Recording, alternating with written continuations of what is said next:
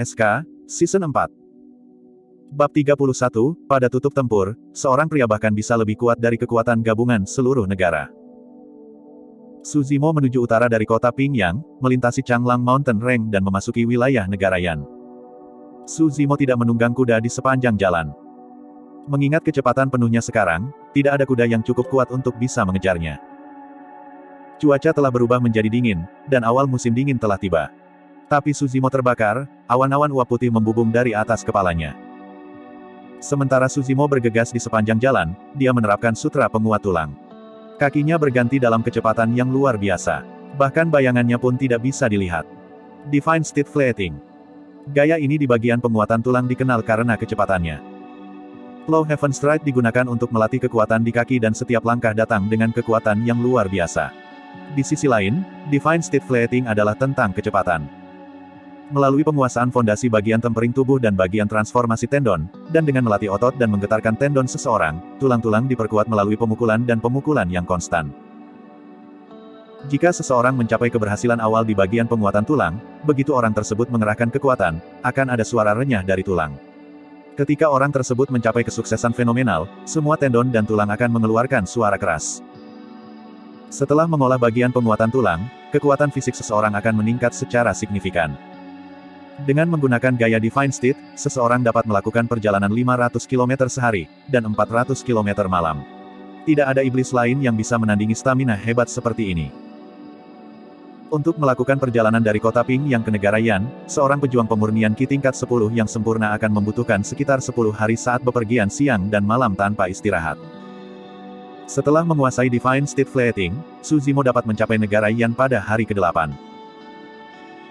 Sepanjang jalan, Su Zimo berjalan dengan kecepatan penuh, secepat angin, terus-menerus menggunakan metode pernapasan dan kedaluarsa bagian penguatan tulang, tidak pernah berhenti selama 1 detik. Ini semua berkat buah api Scarlet yang menyegel sumber esensi besar di tubuhnya. Inilah mengapa Su Zimo bisa terus berkultivasi. Su Zimo menggendong Sanguine Crystal Bow di punggungnya dan Cold Moon Sabre di pinggangnya, dan dikenakan perjalanan saat ia tiba di ibu kota negara Yan. Dia belum memasuki kota tetapi dia bisa mengatakan bahwa kota itu dijaga ketat. Ada puluhan penjaga lapis baja berdiri di kedua sisi gerbang kota, memeriksa pejalan kaki satu persatu. Su Zimo membawa ekspresi kasual dan berjalan ke gerbang kota. Salah satu penjaga menghentikan Su Zimo, mengukurnya. Ada ejekan di matanya, ketika dia tersenyum lembut, "Kamu hanya sarjana yang miskin, mengapa kamu membawa busur dan pedang denganmu?" Menggertak orang. Su Zimo mengenakan jubah hijau seperti biasanya. Dia memiliki corak kulit yang cantik dan wajah yang halus. Dia tidak tampak seperti seseorang yang berlatih seni bela diri. Itulah sebabnya para penjaga merasa aneh bahwa seorang sarjana membawa busur dan pedang bersamanya. Su Zimo tetap tenang, membawa senyum, tidak berkomentar. "Hei, pria malang itu, ambil pedang di pinggangku dan biarkan aku melihatnya. Sudahkah ini beringsut?" Haha, penjaga kota lain yang berada lebih jauh juga ikut bersenang-senang. Ada perubahan pada wajah Su Zimo saat ia perlahan-lahan meraih tangannya ke Cold Moon Saber. Su Zimo tidak ingin memulai perkelahian di gerbang kota. Begitu dia memulai pembunuhan di sini, semua penjaga kota akan mendatanginya.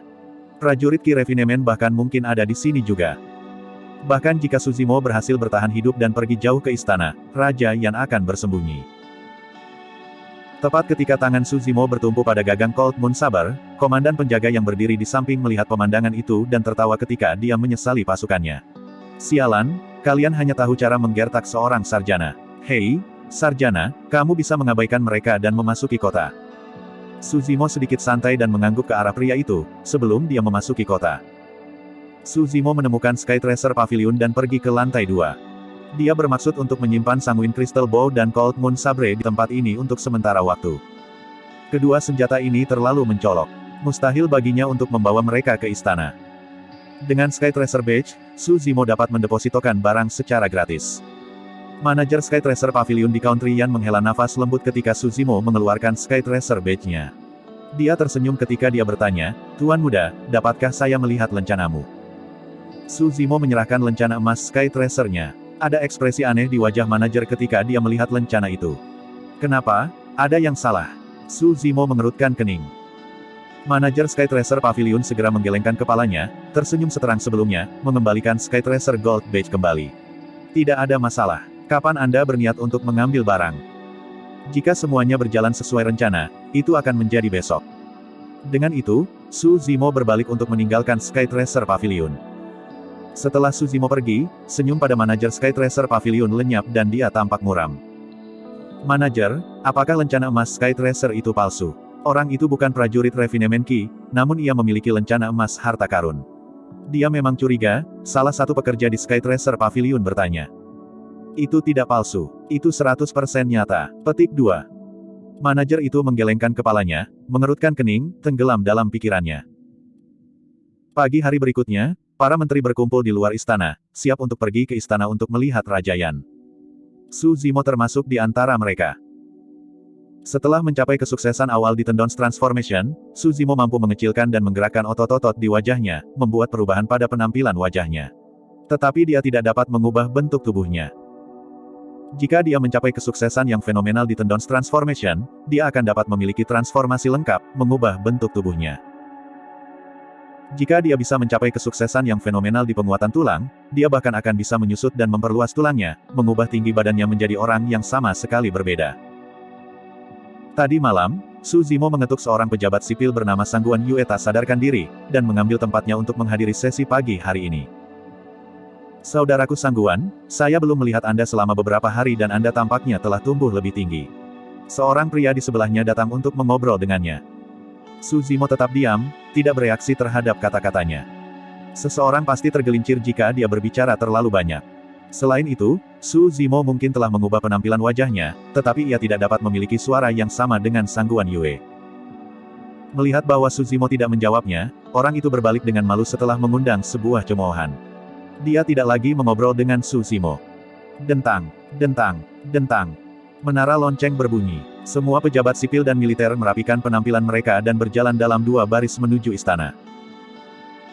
Seorang lelaki tua berusia 50-an hingga 60-an, dengan mahkota di kepalanya dan mengenakan jubah naga duduk di tengah-tengah istana, bertengger tinggi di atas.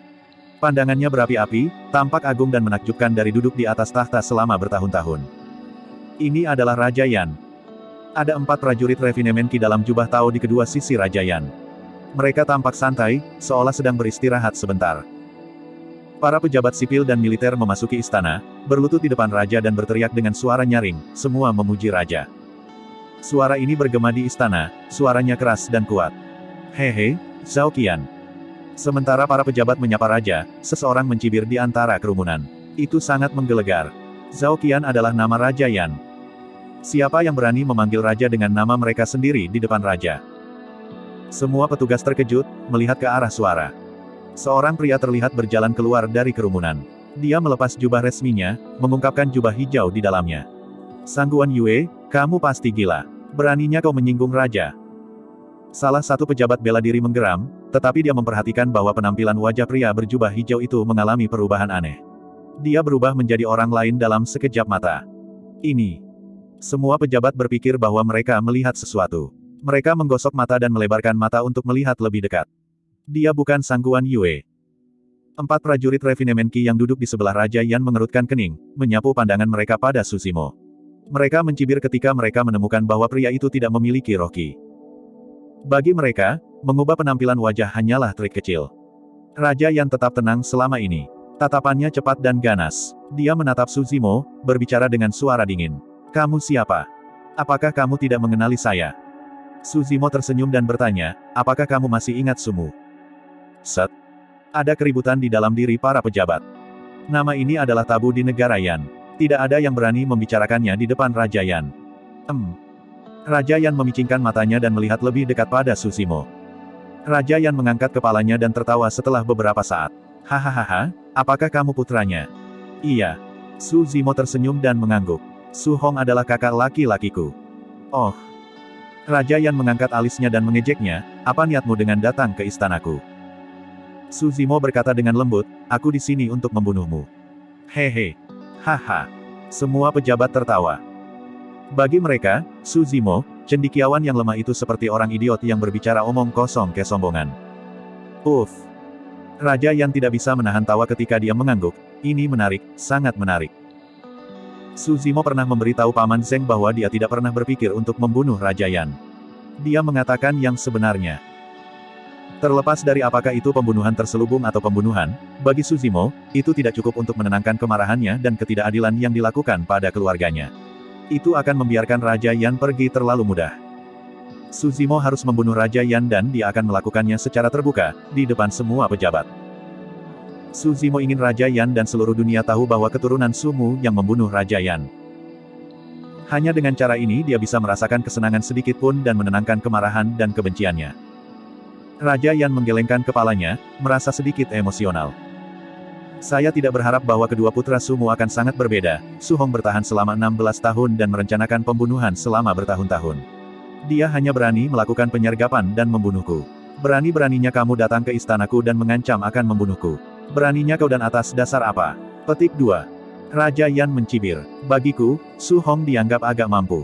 Dan kau, hehe, kamu hanyalah orang bodoh yang pemberani, tetapi tidak memiliki kebijaksanaan dan kebijaksanaan. Petik 2. Pria bodoh. Suzimo tersenyum, mengangkat kepalanya ketika dia bertanya, Zhao Qian, apakah kamu pernah mendengar perkataan ini? Begitu orang bodoh itu marah, dia akan menyebabkan pertumpahan darah dalam 5 langkah. Pada pertempuran jarak dekat, seorang pria bisa menjadi lebih kuat daripada kekuatan gabungan seluruh negara. Petik 2. Dengan itu, ada kilau cerah di mata Suzimo. Dia memancarkan aura dingin dan mematikan yang menusuk. Suhu ruang utama sepertinya turun tiba-tiba. Bab 32, Bunuh Raja. Tidak baik. Prajurit Refinement Qi duduk di kedua sisi Raja Yan berdiri tiba-tiba. Wajah mereka sangat berubah. Itu sangat berbahaya. Tiba-tiba, sarjana yang tampaknya lemah dan lemah ini telah berubah menjadi orang yang berbeda. Aura yang dia emanasi membuat 4 prajurit penyempurnaan Qi yang dilanda teror. Seperti itulah yang sudah terjadi untuk prajurit Refinement Qi, apalagi orang-orang di aula utama. Beberapa pejabat sipil begitu ketakutan sehingga mereka jatuh ke tanah, lumpuh dan mati rasa. Bang! Kedua kaki Suzimo mendarat di lantai dan mengeluarkan bunyi memekakkan telinga. Lantai diletakkan dengan batu bata emas terbelah pada tumbukan, menyebabkan retakan yang panjang dan besar muncul di atasnya. Di bawah retakan itu seperti neraka yang gelap dan menyeramkan yang mengeluarkan aura dingin dan menyeramkan. Seluruh istana bergetar hebat. Debu jatuh. Langit dan tanah tampaknya diambang kehancuran dan suasananya benar-benar menakutkan. Jika seseorang tidak melihatnya dengan matanya sendiri, tidak ada yang berani percaya bahwa pemandangan di depan mereka disebabkan oleh satu individu. Suzimo sudah menghilang dari tempat sebelumnya. Sosoknya berlari ke depan seperti kuda surgawi dan buas. Dalam sekejap mata, dia muncul di depan Raja Yan. Cepat, itu terlalu cepat. Tempat sebelumnya bahwa Suzimo berdiri setidaknya 10 kaki jauhnya dari Raja Yan. Namun, semua orang hanya merasakan mata mereka kabur sejenak sebelum Suzimo muncul hanya 1 siku dari Raja Yan. Pada saat ini, 4 prajurit penyempurnaan Qi di samping Raja Yan baru saja mencari senjata roh mereka dari tas penyimpanan mereka. Waktu reaksi kedua belah pihak berada pada level yang sama sekali berbeda. Tidak sampai saat ini bahwa semua orang di aula utama akhirnya mengerti kata-kata awal Suzimo. Meskipun dia 10 kaki jauhnya dari Raja Yan. Bagi Suzimo, itu hanya dianggap sebatas siku. Pada jarak sedekat itu, seseorang tidak akan bisa mengalahkan orang biasa bahkan ketika dia mendapatkan bantuan dari seluruh negara. Kamu, apa yang sedang kamu lakukan? Raja Yan begitu ketakutan sehingga hati dan empedunya hampir pecah. Takut karena akalnya, matanya dipenuhi dengan kengerian dan dia mundur secara naluriah. Ekspresi Suzimo dingin dan dingin. Dia dengan mudah melemparkan mahkota di kepala Raja Yan. Rambut yang terakhir jatuh di seluruh wajahnya, membuatnya tampak tak terurus dan malu. Suzimo melangkah maju, mengulurkan tangannya, meraih rambut Raja Yan dan mengangkatnya. Ah! Raja Yan menjerit ketika dia merasakan sakit parah datang dari kulit kepalanya. Butir-butir keringat bisa dilihat di dahinya dan anggota tubuhnya menjadi dingin. Mortal, beraninya kamu. Lepaskan Raja Yan dengan cepat. Kalau tidak, Anda pasti akan menghadapi kematian. Petik 2. 2 dari 4 prajurit Refinement Qi mengendalikan pedang terbang. Yang lain mengarahkan pedang panjang. Yang tersisa mengendalikan Rowlet dengan ujung yang tajam. Dari 4 senjata roh, hanya Rowlet yang memiliki pola roh dan merupakan senjata roh tingkat rendah. 3 senjata lainnya yang menggantung di udara adalah senjata roh semu. Mereka diarahkan pada titik-titik vital pada tubuh Suzimo dan sedang menunggu waktu yang tepat untuk menyerang. Suzimo sepertinya tidak terganggu. Dia menyeret rambut Raja Yan dan mundur beberapa langkah. Dia menggunakan pegangan punggungnya untuk mengambil pedang panjang yang diletakkan secara horizontal di rak di belakangnya. Dentang. Suara pedang tajam terhunus di aula utama. Suara-suara yang tersisa begitu menyeramkan sehingga membuatnya merinding. Su Zimo menempatkan pedang panjang di leher Raja Yan secara horizontal. Raja Yan bisa merasakan kedinginan dari mata pisau yang tajam. Tak lama setelah itu, ia merinding. Namaku Su Zimo, ingat saya. Suara Su Zimo terdengar di telinganya. Tidak ada sedikit pun perubahan dalam emosi Su Zimo. Namun, Raja Yan merasa sangat gugup. Su Zimo, tahukah kamu bahwa tentara kekaisaran dan pengawal kerajaan berjumlah lebih dari 150.000 orang? Ditambah dengan klan budidaya abadi di belakangku, kamu tidak akan bisa melarikan diri bahkan jika kamu bisa terbang. Petik 2. Bagaimanapun, Raja Yan adalah penguasa suatu negara. Ketika hidupnya dipertaruhkan, dia mencoba yang terbaik untuk mendapatkan kembali ketenangannya, dengan paksa menekan rasa takutnya dan berkata sambil menggertakkan giginya, kenapa aku tidak membuat kesepakatan denganmu? Hehe. Su Zimo tertawa. Mendengar tawa ini, hati Raja Yan perlahan-lahan tenggelam ke dasar lembah. Dia bisa merasakan bahwa Su Zimo sangat ingin membunuhnya. Swoosh. Pada saat ini, Raja Yan bisa mendengar suara senjata bergerak di udara dengan kecepatan kilat. Prajurit Refinement Qi mengambil tindakan. Raja Yan bersukacita di dalam hatinya. Selama prajurit Qi Refinement bisa membunuh Su Zimo dengan satu tebasan pedang, dia masih memiliki kesempatan untuk hidup. Prajurit Refinement Qi yang melakukan gerakan berdiri di belakang Su Zimo. Jarak antara keduanya terlalu dekat. Dia kurang dari 10 kaki jauhnya. Pedang terbang itu menusuk ke titik buta dari pandangan Su Zimo. Itu mendekati bagian belakang otak Su Zimo seperti kilatan cahaya pada saat itu. Mata tiga prajurit Refinement Qi lainnya menyala. Itu tampak seperti pedang terbang yang akan menusuk bagian belakang otak Su Zimo. Seolah-olah mata tumbuh di punggungnya dan tanpa memalingkan kepalanya, Su Zimo tiba-tiba mengayunkan tangannya di belakang kepalanya dan membungkus pedang terbang itu dengan lembut, sepertinya tidak menggunakan banyak kekuatan. Ekspresi dari prajurit Qi Refinement menyerang berubah. Dia menemukan bahwa dia benar-benar kehilangan kendali atas pedang terbang. Prajurit Refinement Qi telah melukai rohnya sendiri Qi di sekitar pedang terbang untuk mengendalikan senjata.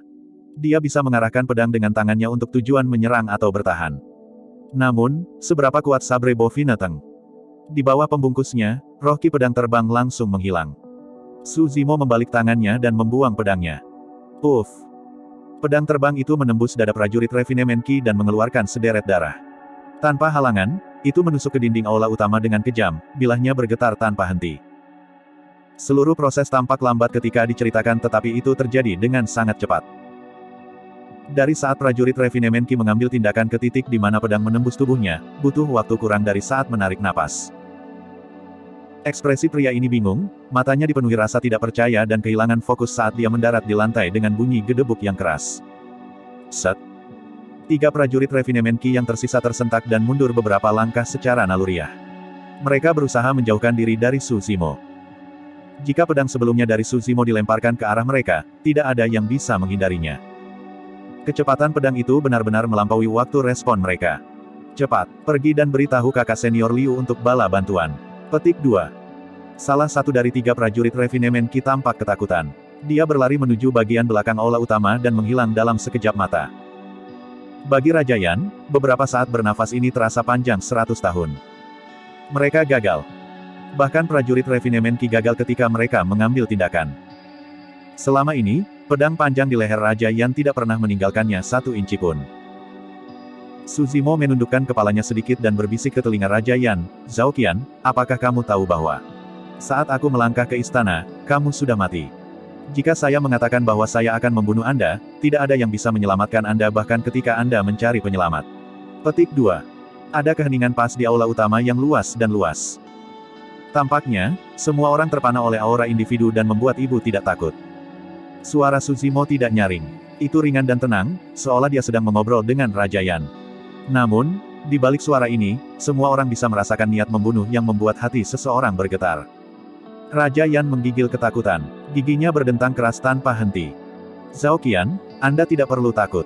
Itu hanya satu tebasan. Tidak akan ada rasa sakit. Tatapan Su Zimo sedingin es. Dia berkata-kata demi kata, saya akan mengirim Anda di jalan untuk meminta maaf kepada orang tua saya. Uff. Kepala besar Raja Yan telah dipotong oleh Su Zimo dalam satu tebasan. Dia memegangnya di tangannya. Bahkan setelah kematiannya, mata Raja Yan muncul lebar-lebar dan penuh dengan ketakutan. Bahkan, sebelum tebasan, Raja Yan sudah meninggal karena ketakutan. Dia ketakutan sampai mati ketika dia masih hidup. Langkah kaki yang berurutan bisa terdengar dari luar istana. Tentara Kekaisaran Kerajaan Yan sudah bergegas di sini. Su Zimo mengikat kepala Raja Yan di pinggangnya dan mengamati sekeliling. Sambil mengayunkan pedang panjang di tangannya dan memancarkan aura pembunuh, dia berkata dengan dingin, Raja Yan sudah mati. Siapapun yang menghentikan saya tidak akan terhindar. Bab 33, Represi yang Kuat. Sama seperti Su Zimo memenggal Raja Yan, ratusan pejabat sipil dan militer di aula utama panik dan bingung apa yang harus dilakukan. Beberapa pingsan di tempat dengan mata terguling ke belakang, sementara beberapa melarikan diri keluar tanpa berbalik. Di antara kerumunan yang melarikan diri, ada sinar bersemangat di mata salah satu pejabat bela diri meskipun ekspresinya ketakutan. Ketika orang ini berlari ke sudut di luar istana, seorang prajurit yang tampak biasa di dekatnya segera bergabung dengannya. Orang itu berkata dengan suara rendah, cepat meninggalkan istana dan mengirim pos merpati ke kota Lord Luo. Katakan padanya bahwa Raja Yan sudah mati dan peristiwa penting bisa diwujudkan. Pesanan diterima. Tentara itu mempercepat langkahnya dan meninggalkan istana. Dalam sekejap mata, dia menghilang ke kerumunan. Di aula utama, Su Zimo memegang pedang panjang dengan tangan kanannya. Dengan kepala Raja Yan digantung di pinggangnya, dia ingin lari keluar tetapi tiba-tiba dia mendengar seseorang berteriak di belakangnya, siapa kamu? Beraninya kamu datang ke istana dan berperilaku begitu kejam. Su Zimo melihat ke belakang. Baik Su Zimo dan orang yang berbicara itu membeku sesaat. Orang yang berbicara memiliki wajah kurus dan dia mengenakan jubah lebar dan panjang. Lengan kirinya tampak kosong. Dia adalah pria yang bersenjata lengkap. Orang ini tidak lain adalah prajurit refinemen level 8 Ki dari Joyful Clan yang lolos dari kematian sempit ketika Su Zimo melumpuhkan salah satu lengannya di Changlang Mountain Range. Itu kamu. Prajurit refinemen Ki satu tangan mengenali Su Zimo sekilas. Ketakutan di matanya langsung berubah menjadi ketakutan dan panik. Meskipun kondisi lukanya sudah stabil, dia sering terbangun oleh mimpi buruk dalam beberapa malam terakhir. Pria liar di Changlang Mountain Range itu bahkan lebih menakutkan dan buas daripada binatang buas. Dia seperti mimpi buruk berulang yang tidak akan hilang. Su Zimo tertawa. Dengan tatapan seram, dia berkata dengan seram, jadi, kaulah. Kalian semua, hentikan dia, aku akan mengirim pesan ke klan. Petik 2. Prajurit refinemen Ki satu tangan bisa merasakan niat membunuh Su Zimo. Dia tidak berpikir untuk menolak sama sekali. Setelah berteriak, dia benar-benar melarikan diri ke arah di mana dia datang dari atas pedangnya yang terbang. Prajurit penyempurnaan Ki satu tangan sangat jelas tentang kelemahan Su Zimo. Jika dia ingin melarikan diri dari cengkeraman Su Zimo, dia harus menggunakan Sword Kinesis Flight. Langit-langit di istana memiliki ketinggian tertentu dan dia khawatir dia tidak akan bisa meninggalkan jangkauan serangan Su Zimo. Selama dia melarikan diri keluar ke langit dan laut yang tak terbatas, dia kemudian bisa bertahan hidup. Su Zimo meluncurkan soulnya dan berlari ke depan. Dalam sekejap mata, dia muncul di depan salah satu prajurit refinemen Ki. Dia supinasi tangannya dan memberi pukulan. Bang! Sama seperti orang ini mengeluarkan senjata rohnya, kepalanya meledak pada dampak pukulan Su Zimo dan dia mati di tempat. Setelah dia tercerahkan tentang Divine State Flating, kecepatan Su Zimo semakin meningkat dan dia bisa mendekat dengan lebih mudah. Begitu Su Zimo mendekati prajurit penyempurnaan Ki, itu berarti bahwa kematian yang terakhir sudah dekat. Astaga! Satu-satunya level 8 Ki Refinemen Warrior di aula utama mengarahkan senjata roh kelas rendah ke arah Su Zimo. Ada kilatan cahaya pada senjata roh Rowlet. Pola roh bersinar, kekuatan dan kecepatan senjata roh meningkat pesat. Tanpa melihat itu, Su Zimo mengayunkan tangannya dan menebas dengan pedang panjangnya. Jepret. Pedang panjang pecah dan kecepatan Rowlet sangat berkurang pada dampak besar dan menakjubkan. Su Zimo mengulurkan telapak tangannya dan meletakkannya di Rowlet dengan lembut. Bungkus dan bergetar, Rowlet sudah jatuh ke tangannya. Sejak awal, Su Zimo tidak pernah berhenti. Dia menabrak pelukan prajurit refinemen Ki lain, mengerahkan semua kekuatannya dan condong ke arahnya. Bang! Pria ini terlempar seketika. Di udara, tubuhnya tiba-tiba meledak dan hancur. Lengan dan kaki yang patah beterbangan di sekitar dan darah dan daging berceceran di seluruh. Dalam beberapa saat, Su Zimo telah melepaskan diri dari pengepungan beberapa prajurit refinemen Ki dan berlari menuju prajurit refinemen Ki yang bersenjata satu. Prajurit refinemen Ki satu tangan melarikan diri dengan sangat cepat. Saat dia terbang dengan pedang, dia dengan marah menuliskan sesuatu. Tidak pasti apa yang dia tulis. Saat Ki Refinemen Warrior satu tangan melarikan diri dari istana, dia melemparkan benda itu ke tangannya ke langit. Su Zimo memperhatikan dengan ama. Ada derek kertas putih, seperti telapak tangan seukuran telapak tangan di udara. Itu bersinar dengan cahaya roh. Setelah mengepakkan sayapnya beberapa kali, ia terbang ke kejauhan dan menghilang dalam sekejap mata. Suzimo dengan samar menebak bahwa bangau kertas putih ini adalah jimat dunia kultivasi. Itu adalah sarana komunikasi. Meskipun dia sadar akan hal ini, Suzimo tidak bisa menghentikannya. Kecepatan pedang kinesis penerbangan dari prajurit penyempurnaan Ki satu tangan tidak secepat Suzimo. Dengan penundaan itu, Suzimo nyaris tertangkap bersamanya. Pria ini ketakutan. Dia merajalela roh Ki ke dalam pedangnya yang terbang. Pedang terbang naik dan melesat lebih tinggi di langit. Kamu beruntung bisa lolos terakhir kali. Hari ini, kamu akan tinggal di sini. Petik 2. Saat melihat prajurit refinemen Ki hendak berlari ke langit, Suzimo berteriak dan melempar roulette yang telah diambilnya lewat. Oh. Roulette berubah menjadi kilatan cahaya, menerobos langit yang kosong, mengeluarkan suara yang kuat dan menakutkan ketika angin menderu. Meskipun satu di langit dan yang lainnya di tanah, mereka tidak terlalu jauh satu sama lain. Prajurit penyempurnaan Ki satu tangan ingin menghindarinya tetapi sudah terlambat. Dalam sepersekian detik itu, prajurit refinemen Ki satu tangan mengertakkan gigi. Mengabaikan apakah dia akan jatuh, dia mengendalikan pedang terbang di kakinya, ingin memblokir roulette yang menembaki. Dentang. Bunga api berterbangan di mana-mana saat pedang dan roulette saling bentrok. Ekspresi Ki refinemen warrior satu tangan tiba-tiba berubah. Roh Ki di pedangnya benar-benar menghilang dengan instan. Pedang terbang kehilangan kendali atas dampak tabrakan dan berbalik ke arahnya dengan kecepatan yang bahkan lebih cepat. Puff! Seluruh pedang terbang menusuk ke perut Ki refinemen warrior satu tangan. Itu adalah garis hidup Ki refinemen warrior dan Laut Ki.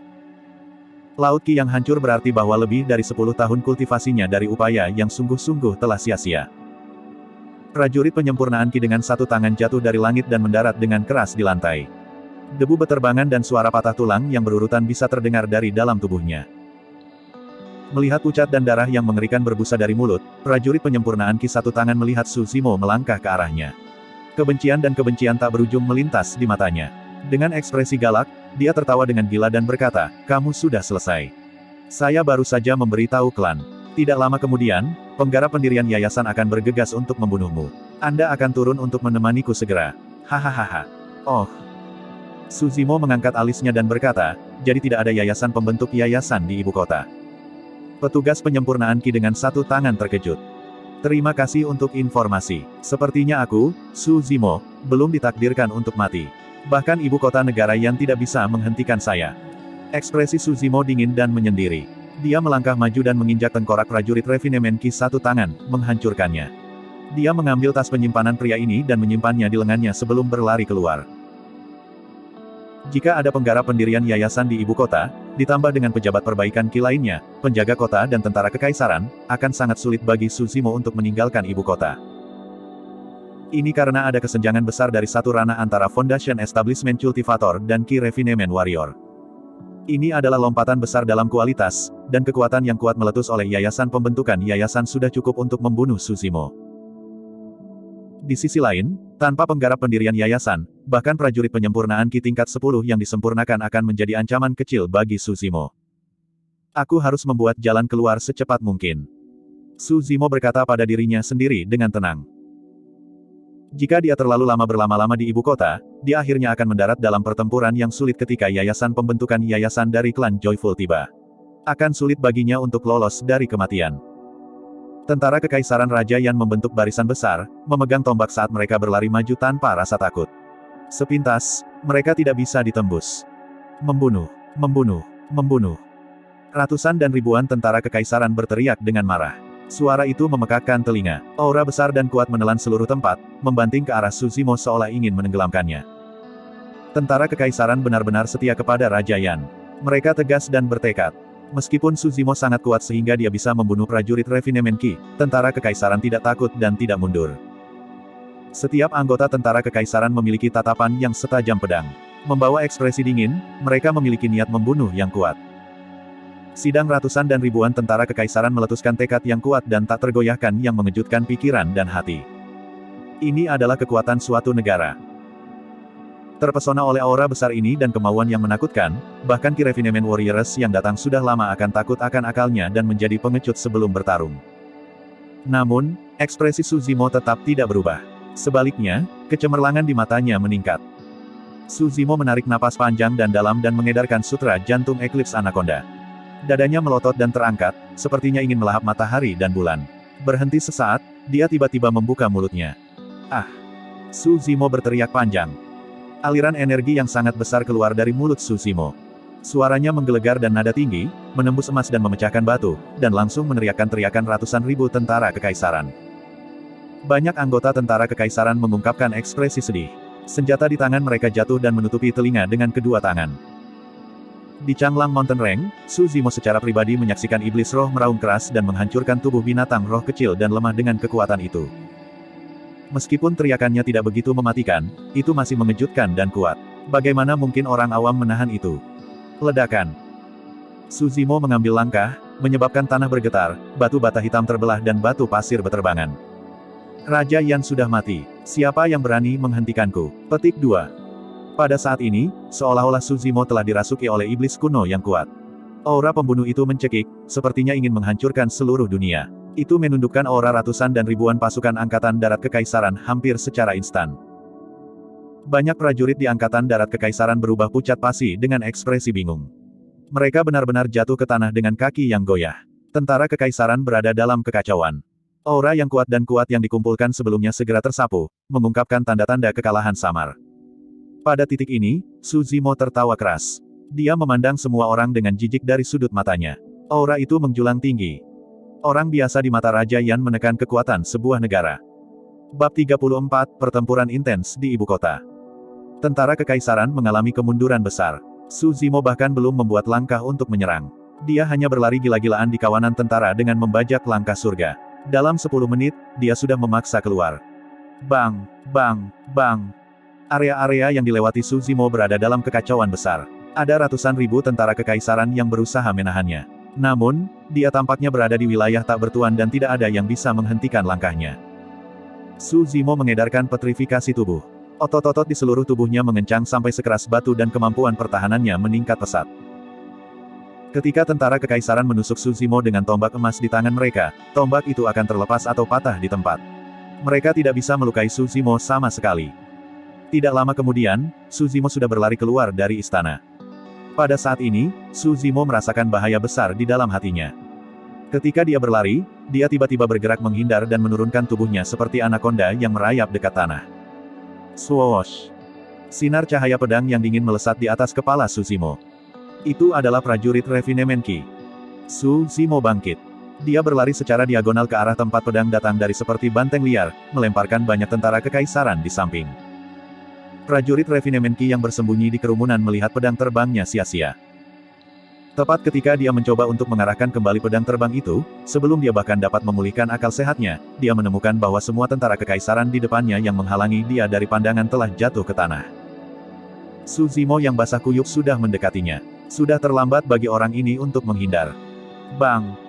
Su Zimo dengan santai meninjunya dan yang terakhir terlempar pergi. Mata prajurit Refinement Ki ini telah kehilangan fokus. Dadanya ambruk, tulangnya hancur dan menusuk ke paru-parunya. Sebelum tubuhnya menyentuh tanah, dia sudah berhenti bernapas. Dengan kekuatan meletus dari tubuh Su Zimo, bahkan jika dia tidak bergerak, prajurit Refinement Ki tidak akan mampu menahan satu pun pukulan atau tendangan santai darinya juga. Pada saat ini, ibu kota berada dalam kekacauan besar. Semakin banyak prajurit Ki Refinement berkumpul saat mereka bergegas dari berbagai tempat di seluruh kota. Selama waktu ini, sudah ada sekitar 10 dari mereka yang telah mengambil tindakan bermusuhan terhadap Su Zimo. Awalnya, prajurit Refinement Ki ini bersembunyi di antara tentara kekaisaran dan penjaga sambil mengarahkan pedang terbang untuk menyerang Su Zimo. Namun, setelah Su Zimo membunuh beberapa dari mereka, prajurit Ki Refinement yang tersisa merasa takut. Mereka menyadari bahwa Su Zimo dapat menemukan mereka bahkan jika mereka bersembunyi di kerumunan. Tentara kekaisaran dan penjaga kota tidak bisa menghentikan Su Zimo sama sekali. Satu demi satu, banyak prajurit Refinement Ki naik ke udara, mengelilingi dan menyerang Su Zimo. Meskipun ini akan menghabiskan semangat Ki mereka lebih cepat, Su Zimo tidak bisa menimbulkan ancaman bagi mereka saat itu. Situasi terburuk telah terjadi. Dalam keadaan di mana puluhan prajurit Refinement Ki terus-menerus menyerangnya, Su Zimo masih bisa mengedarkan petrifikasi tubuh untuk menahan serangan dari prajurit Refinement Ki tingkat rendah. Namun, Su Zimo harus menghindari serangan dari level 9 dan prajurit penyempurnaan Ki yang disempurnakan ketika mereka menghunuskan senjata roh kelas rendah mereka. Bagian tersulit adalah Su Zimo tidak punya cara untuk membalas. Selain itu, kecepatan Su Zimo pasti akan berkurang jika dia hanya mengandalkan persepsi rohnya untuk menghindari serangan prajurit Refinement Ki. Ditambah dengan pelecehan terus-menerus oleh tentara kekaisaran dan penjaga di sekitarnya, Suzimo sangat mungkin kehilangan nyawanya di ibu kota. Semuanya, tidak perlu panik. Anak ini tidak bisa meninggalkan tempat itu. Selama kita dengan suara bulat bergabung dan menahannya di ibu kota, yayasan pembentukan yayasan dari klan Joyfulku akan tiba segera. Petik 2. Di udara, seorang prajurit refinement Qi yang disempurnakan berkata dengan keras. Pada saat ini, Suzimo tiba-tiba berbalik dan tersenyum pada orang itu. Dia memiliki pandangan aneh di matanya. Hati orang ini membeku. Dia menerbangkan pedang terbang dan dengan cepat mundur sehingga dia bisa menjauhkan diri dari Suzimo. Hampir tidak ada yang memperhatikan bahwa Suzimo datang jauh-jauh ke istana dari sudut yang tidak mencolok dan bukan gerbang utama ibu kota. Disitulah Sky Tracer Pavilion berada. Suzimo bergegas keluar dari jebakan angkatan darat kekaisaran dan menuju ke dinding di depannya. Swoosh! Saat Suzimo menabrak dinding, dinding tiba-tiba berubah menjadi tirai air yang berkilau dan sosok Suzimo menghilang dari pandangan. Banyak anggota tentara kekaisaran tertegun di tempat. Beberapa orang tidak mempercayainya. Mereka membanting tengkorak mereka di atasnya tetapi akhirnya jatuh ke tanah dengan kepala yang patah dan berdarah. Prajurit refinement Qi di udara mengernyitkan alisnya dengan erat. Tentu saja, mereka sadar bahwa tempat itu adalah Sky Tracer Pavilion. Namun, yang mengejutkan mereka adalah bahwa Suzimo bisa masuk dan meninggalkan Sky Tracer Pavilion sesuai keinginannya, meskipun ia bukan prajurit penyempur Qi. Ini membuktikan bahwa dia memiliki Sky Tracer Badge. Kakak senior Li, apa yang harus kita lakukan? Salah satu prajurit refinement Qi bertanya dengan suara rendah. Pavilion Harta Karun Sky adalah rumah dagang terbesar di dinasti Zhou besar dan memiliki status superior. Pembunuhan dan pertempuran dilarang di tempat itu. Pernah ada situasi di mana yayasan pembentukan yayasan menimbulkan masalah di Sky Tracer Pavilion dan akhirnya terbunuh di tempat. Ada desas-desus di dinasti Zhou besar bahwa dukungan Sky Tracer Pavilion adalah raja dari dinasti Zhou besar. Tidak peduli seberapa berani para pejuang Qi refinement ini, mereka tidak berani memasuki tempat untuk menangkap orang. Siapa takut, orang ini tidak bisa selalu bersembunyi di dalam. Dia harus keluar cepat atau lambat. Ketika tetua klan bergegas ke sini dan berkomunikasi dengan Pavilion Harta Karun, aku tidak percaya bahwa Pavilion Harta Karun akan membahayakan hubungan mereka dengan klan Joyful hanya demi satu makhluk hidup. Petik 2. Di lantai 2 Pavilion Harta Karun Sky. Manajer Sky Tracer Pavilion telah terkejut bangun. Mengedipkan matanya yang mengantuk, ia bertanya kepada staf yang menunggu di sampingnya, apa yang terjadi di luar. Kenapa sangat kacau? Petik 2. Saya mendengar bahwa Raja Yan telah terbunuh dan pembunuhnya sedang dalam pelarian. Dia belum tertangkap. Tidak. Mendengarkan apa yang dikatakan orang-orang di luar, dia tampaknya tidak menjadi prajurit Qi refinement. Namun, dia tahu seni bela diri mortifikasi fisik. Dia kebal dan memiliki kemampuan tempur jarak dekat yang sangat kuat. Banyak prajurit refinement Qi telah mati di tangannya. Mungkinkah dia? Manajer Sky Tracer Pavilion bergumam dan mengerutkan kening ketika sesosok melintas di benaknya. Pada saat ini, dia bisa mendengar langkah kaki dari aula utama. Kecepatan pengunjung sangat cepat. Dalam sekejap mata, langkah kaki sudah naik ke lantai 2. Manajer Sky Tracer Pavilion memusatkan pandangannya. Dia hanya melihat seorang pemuda bermandikan darah menuju langsung dengan kepala berdarah tergantung di pinggangnya. Wajah di kepala berdarah itu tak diragukan lagi adalah milik Raja Yan. Aku datang untuk mengumpulkan Cold Moon Sabre dan Sanguine Crystal Ball. Pengunjung itu berkata dengan suara berat. Manajer Sky Tracer Pavilion gemetar dan langsung sadar. Menelan air liurnya, dia mengangguk dan berkata, "Oke, aku akan mendapatkannya." Setelah beberapa saat, manajer Sky Tracer Pavilion membawa Cold Moon Saber dan Sky Tracer Pavilion ke Suzimo. Kedua senjata roh semu ini terlalu berat. Manajer Sky Tracer Pavilion harus menggunakan roh Qi untuk mengendalikan mereka dan hampir tidak bisa membawa mereka. Terima kasih banyak. Pengunjung menggantung saber bulan dingin di pinggangnya. Mengikat quiver di punggungnya dan memegang Sanguine Crystal Bow dengan tangannya, dia berbalik dan pergi. Hanya sampai pengunjung itu menghilang barulah staf yang menunggu di samping menghela nafas panjang dan perlahan-lahan menjadi tenang.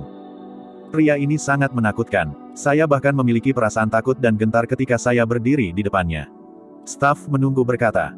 Setelah berhenti sesaat, dia kemudian mengalami momen realisasi sebelum berseru kaget, jangan bilang bahwa dia yang membunuh Raja Yan. Siapa dia? Kenapa dia membunuh Raja Yan? Manajer Sky Tracer Pavilion memiliki ekspresi muram. Setelah mempertimbangkan untuk waktu yang lama, dia mencari derek kertas putih dari tas penyimpanan. Melepaskan kiroh dari ujung jarinya, ia menulis sebaris kata-kata, Raja Yan sudah mati. Kelompok ini sekarang tanpa pemimpin dan ibu kota dalam kekacauan. Pembunuhnya bukan prajurit penyempurnaan Qi dan ia memiliki lencana emas harta karun putri ketiga. Identitasnya mencurigakan. Setelah menulis pesan, manajer Skytracer Pavilion berjalan ke jendela dan mengirim derek kertas di tangannya dengan lembut. Kertas derek itu mengepakkan sayapnya dan melonjak ke langit, menghilang dalam sekejap mata. Bab 35, bunuh satu orang dalam 10 langkah. Lusinan prajurit Refinement Ki berkumpul di udara, membahas tindakan pencegahan dan menatap pintu masuk Skytracer Pavilion pada saat yang sama. Segera setelah itu, Su Zimo melangkah keluar dari Skytracer Pavilion dengan pedang panjang tergantung di pinggangnya dan busur besar berwarna darah di tangannya. Su Zimo, kamu tidak akan bisa pergi. Jika Anda menyerah, keluarga Su Anda mungkin masih diampuni. Jika tidak, keluarga Su Anda pasti akan dimusnahkan. Salah satu dari prajurit penyempurnaan Ki yang disempurnakan berkata dengan cemas. Dalam jangka waktu yang begitu singkat, seseorang telah memberitahu prajurit Refinement Ki dari Joyful Clan tentang latar belakang Su Zimo. Kamu ingin memusnahkan keluarga Su. Su Zimo mencibir. Niat membunuh di matanya semakin kuat saat dia tiba-tiba mengeluarkan 3 anak panah dari tabungnya dan dengan dingin berkata, aku akan memusnahkanmu lebih dulu. Dia membengkokkan busur dan menarik panahnya. Sanguine Crystal Bow memiliki berat ribuan pound. Ditambah dengan tendon besar dari roh binatang anaconda, kekuatan yang bisa meledak akan berbobot setidaknya 10.000 pound. Ada 2 poin utama dalam memanah. Pertama, gaya. Kedua, keakuratannya. Sanguine Crystal Bow di tangan Su Zimo cukup berat. Meskipun ketelitiannya kurang sedikit, itu tidak masalah dalam situasi di mana puluhan prajurit penyempitan Ki dikumpulkan di tempat yang sama. Su Zimo bahkan tidak harus membidik. Dia hanya harus menembak ke arah kerumunan orang itu. Swoosh! Busur seperti bulan purnama dan panah seperti bintang jatuh. Hampir bersamaan, 3 panah tajam ditembak. Hanya ada suara mereka menerobos udara. Puff, puff, puff. Suara senjata tajam yang menusuk darah dan daging bisa terdengar. Sebelum mereka bisa bereaksi, 3 prajurit Refinement Ki ditembak oleh Su Zimo dan jatuh ke tanah. Itu terlalu cepat. Banyak prajurit Refinement Ki di udara terkejut. Mereka tidak berharap bahwa Su Zimo akan memiliki cara untuk berurusan dengan mereka. Ekspresi dari pejuang Ki Refinement yang tersisa tiba-tiba berubah. Mereka buru-buru mengarahkan kembali pedang terbang mereka dan melarikan diri ke belakang Su Zimo untuk menjauhkan diri dari yang terakhir. Teror memenuhi mata mereka dan rasa takut tinggal di hati mereka. Mengingat kekuatan dan kecepatan dari ketiga panah, bahkan prajurit penyempurnaan Ki yang disempurnakan tidak akan bisa mengelak. Melihat ini, Su Zimo tidak menyembunyikan penghinaan di matanya. Dia tertawa keras, dengan kemampuan seperti itu, Anda masih ingin menghentikan saya. Su Zimo mengikatkan busur kristal sanguin di punggungnya dan menghunuskan Cold Moon Sabre dengan cengkeraman backhand. Setelah itu, dia berlari ke arah luar ibu kota. Dengan saber bulan dingin di sisinya, Su Zimo seperti harimau dengan sayap. Meskipun tentara kekaisaran dan penjaga menang dalam jumlah, tidak ada yang bisa menghentikan momentum pembunuhan Su Zimo. Itu benar-benar kacau setelah Su Zimo berjuang melewati mereka, meninggalkan barisan mayat dan darah yang mengalir seperti sungai. Lusinan prajurit Refinement Ki di udara belum menyerah. Mereka mengikuti Su Zimo dari jauh tetapi senjata roh di bawah kendali mereka tidak lagi menjadi ancaman bagi Su Zimo. Ketika sebuah pedang terbang melanda, Su Zimo tidak lagi mengelak dari mereka. Dengan lambaian pedangnya, pedang terbang itu akan terlempar. Level 9 dan prajurit Refinement Ki yang sempurna hampir tidak bisa mengendalikan senjata roh kelas rendah yang dihantam oleh Cold Moon Sabre. Namun, prajurit Refinement Ki lainnya tidak memiliki kendali seperti itu. Meskipun Cold Moon Sabre adalah senjata roh semu, itu terintegrasi dengan terlalu banyak item roh langka. Ketangguhannya tidak kalah dengan senjata roh kelas menengah. Dilengkapi dengan kekuatan tubuh Su Zimo yang kuat dan kuat, hanya satu tebasan darinya bisa menghilangkan semua ki roh pada pedang terbang secara langsung. Akan ada sejumlah besar korban jika senjata roh yang kehilangan kendali adalah untuk memukul kerumunan tentara kekaisaran dan penjaga kota. Seiring waktu, perasaan takut dan teror mulai menyebar antara tentara kekaisaran dan penjaga kota. Ketika satu orang mulai mundur, banyak orang akan mengikuti tanpa sadar. Tekad awal yang tak tergoyahkan dari tentara kekaisaran dan para penjaga akhirnya hancur. Ketakutan menular. Lusinan prajurit Refinement Ki berlama-lama di udara. Ekspresi mereka jelek dan mereka dipenuhi dengan keraguan.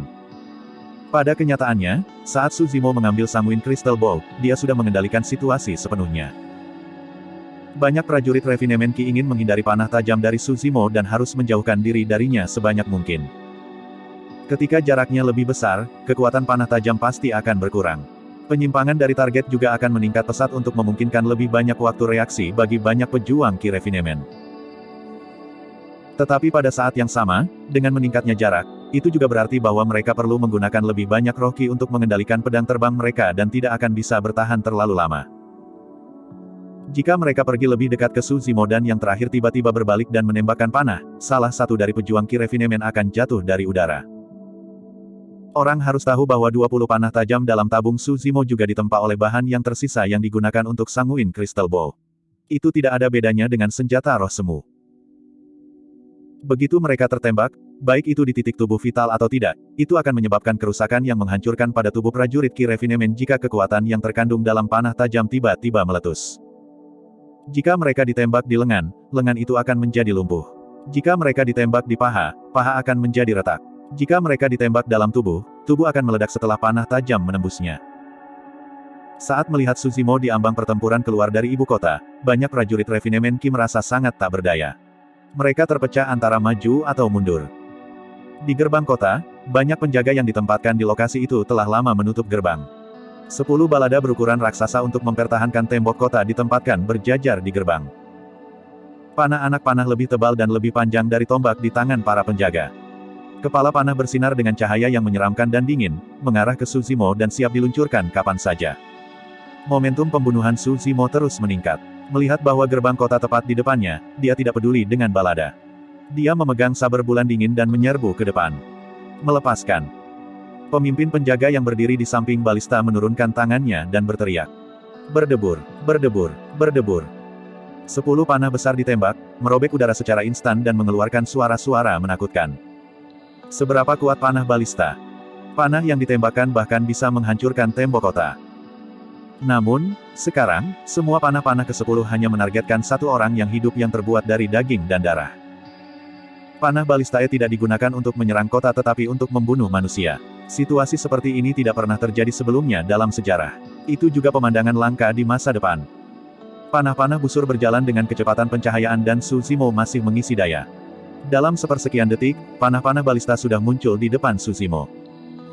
10 anak panah balista bersatu seperti pilar batu besar yang menabrak. Aura itu mengerikan.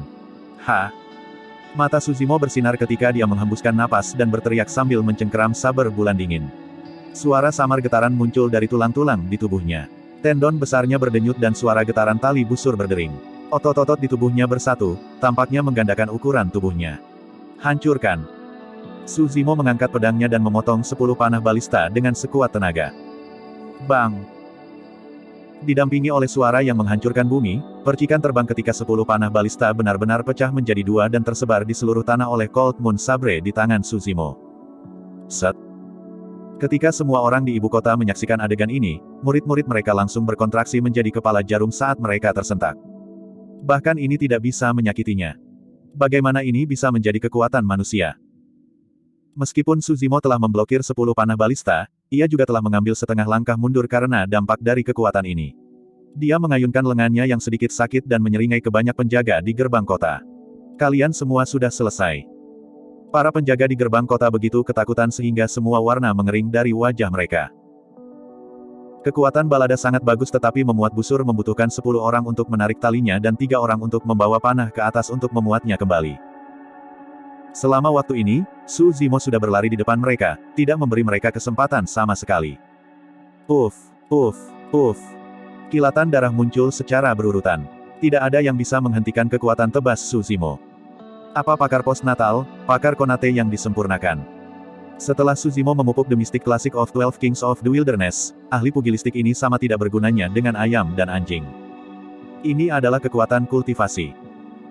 Begitu ia melangkah ke dunia kultivasi, Su Zimo bahkan tidak perlu repot menggunakan konspirasi atau bertahan selama 16 tahun untuk merencanakan pembunuhan.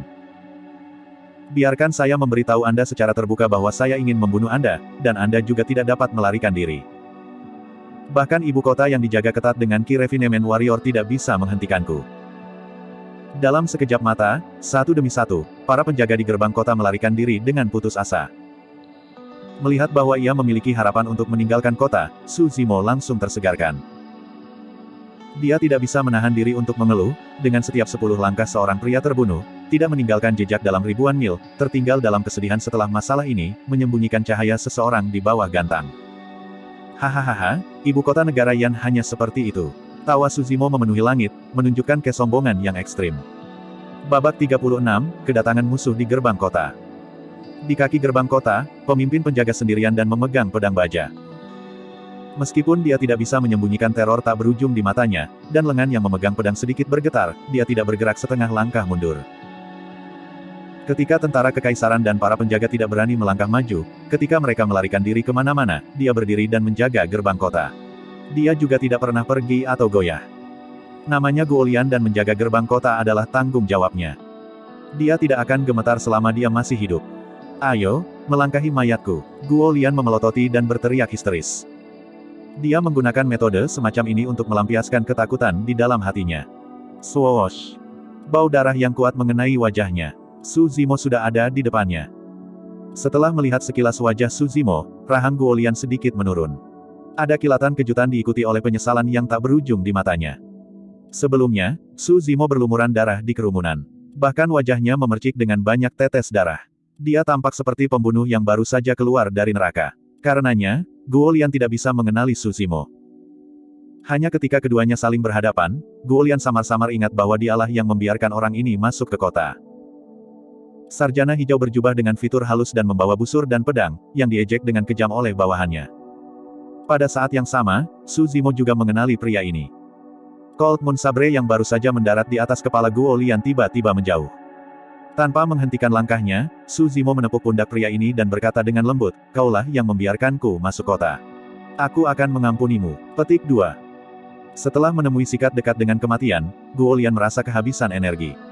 Dia jatuh ke tanah, berlutut, terengah-engah dan basah kuyup dalam keringatnya sendiri. Pikiran Guolian beresonansi dengan kata-kata Su Zimo. Dia tidak bisa menahan gumaman pelan, jika aku tidak membiarkannya memasuki kota, diberikan kekuatannya, tidak bisakah dia bertempur di jalan?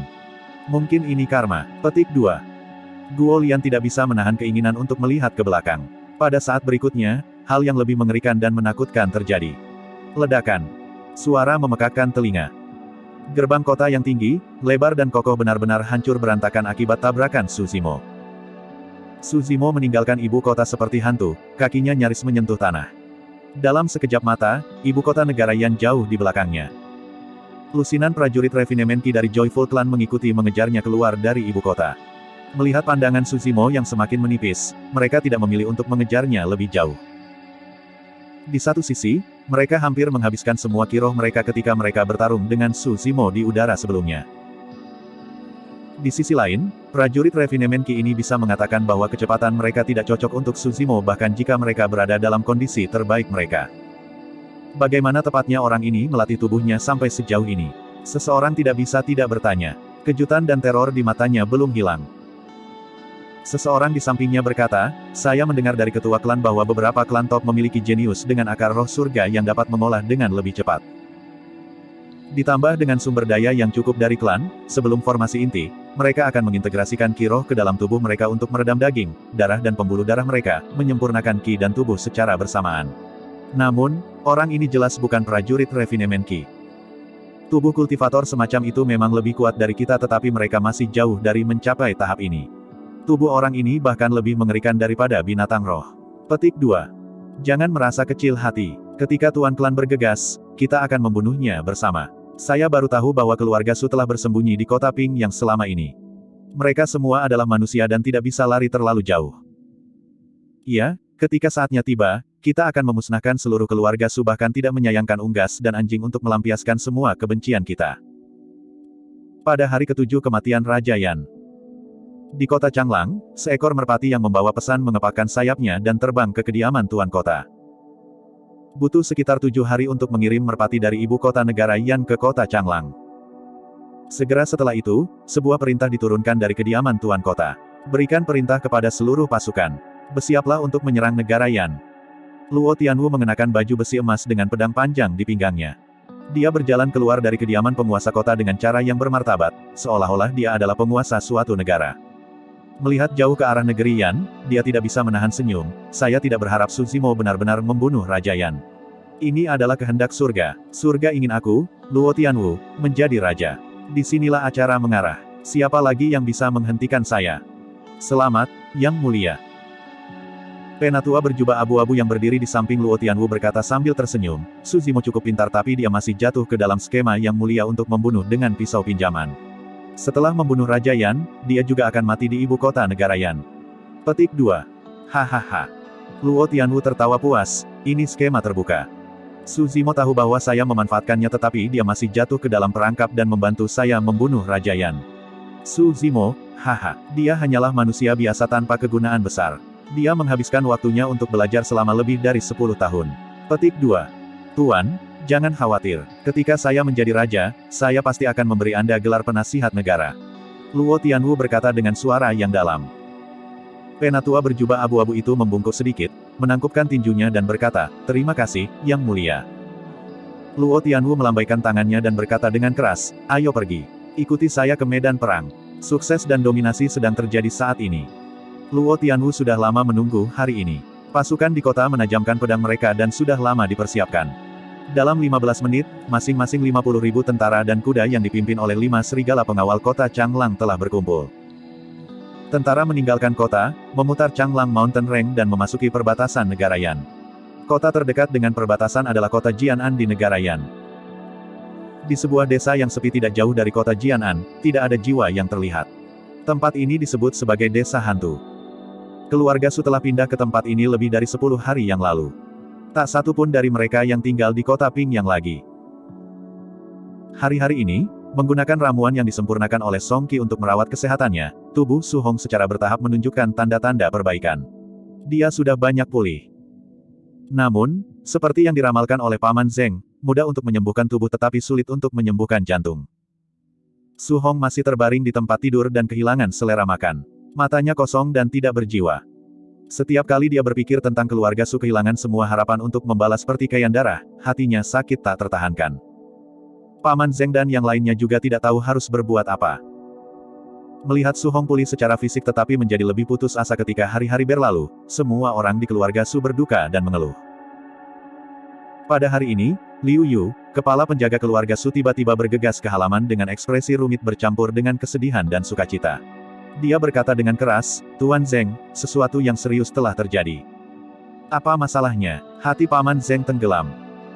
Liu Yu berkata, Luo Tianwu dan Five Wolf Guard-nya memimpin pasukan 50.000 untuk menyerang kota Jianan. Mereka sudah sampai di kaki gerbang kota. Petik 2. Paman Zeng mengangkat alisnya dan berkata dengan bingung, Luo Tianwu telah merencanakan untuk waktu yang lama.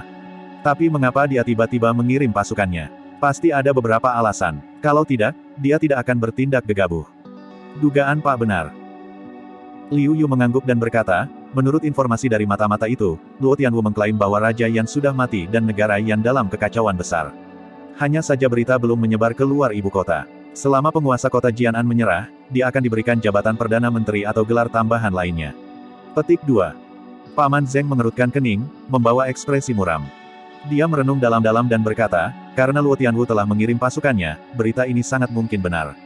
Namun, Raja Yan memiliki perlindungan puluhan prajurit perbaikan Qi. Bagaimana dia bisa mati begitu mudah? Siapa yang membunuh Raja Yan? Tiba-tiba, Paman Zeng sepertinya memikirkan sesuatu. Dia berseru kaget, Tuan Muda Kedua. Kemana Tuan Muda Kedua pergi baru-baru ini? Apakah ada yang melihatnya? Liu Yu menggelengkan kepalanya dan berkata, Tuan Muda Kedua memang sangat kuat tapi saya tidak berpikir dia akan bisa menyelinap ke ibu kota dan membunuh Raja Yan di depan mata puluhan prajurit perbaikan refinemen Qi. Paman Zeng mendesah panjang. Dia perlahan-lahan menjadi tenang sebelum mengangguk dan berkata, itu juga benar. Setelah ragu-ragu sejenak, Song Qi, yang ada di samping mereka, tidak bisa menahan diri untuk mengatakan, tapi, aku takut Tuan Muda Kedua keluargamu mungkin benar-benar orang yang membunuh Raja Yan. Bab 37, Kavaleri Lapis Baja Hitam pergi untuk bertempur. Setelah mendengar ini, Paman Zeng dan Liu Yu sejenak tertegun pada awalnya. Keduanya menoleh, tampak kaget. Setelah menatap Song Qi untuk waktu yang lama, mereka kemudian berkata perlahan, ini. Bagaimana ini mungkin? Maafkan saya karena terus terang. Meskipun kalian berdua adalah anggota keluarga Su, aku khawatir kau sepertinya tidak tahu banyak tentang Tuan Muda Kedua keluargamu. Petik 2. Song Qi berkata, Tuan Muda Kedua Su bukan prajurit refinemen Qi. Tetapi dia memiliki kemampuan untuk membunuh mereka. Saya seorang prajurit refinemen level 8 tapi saya tidak berani mengatakan bahwa saya akan memenangkan pertarungan melawan Tuan Muda Su kedua.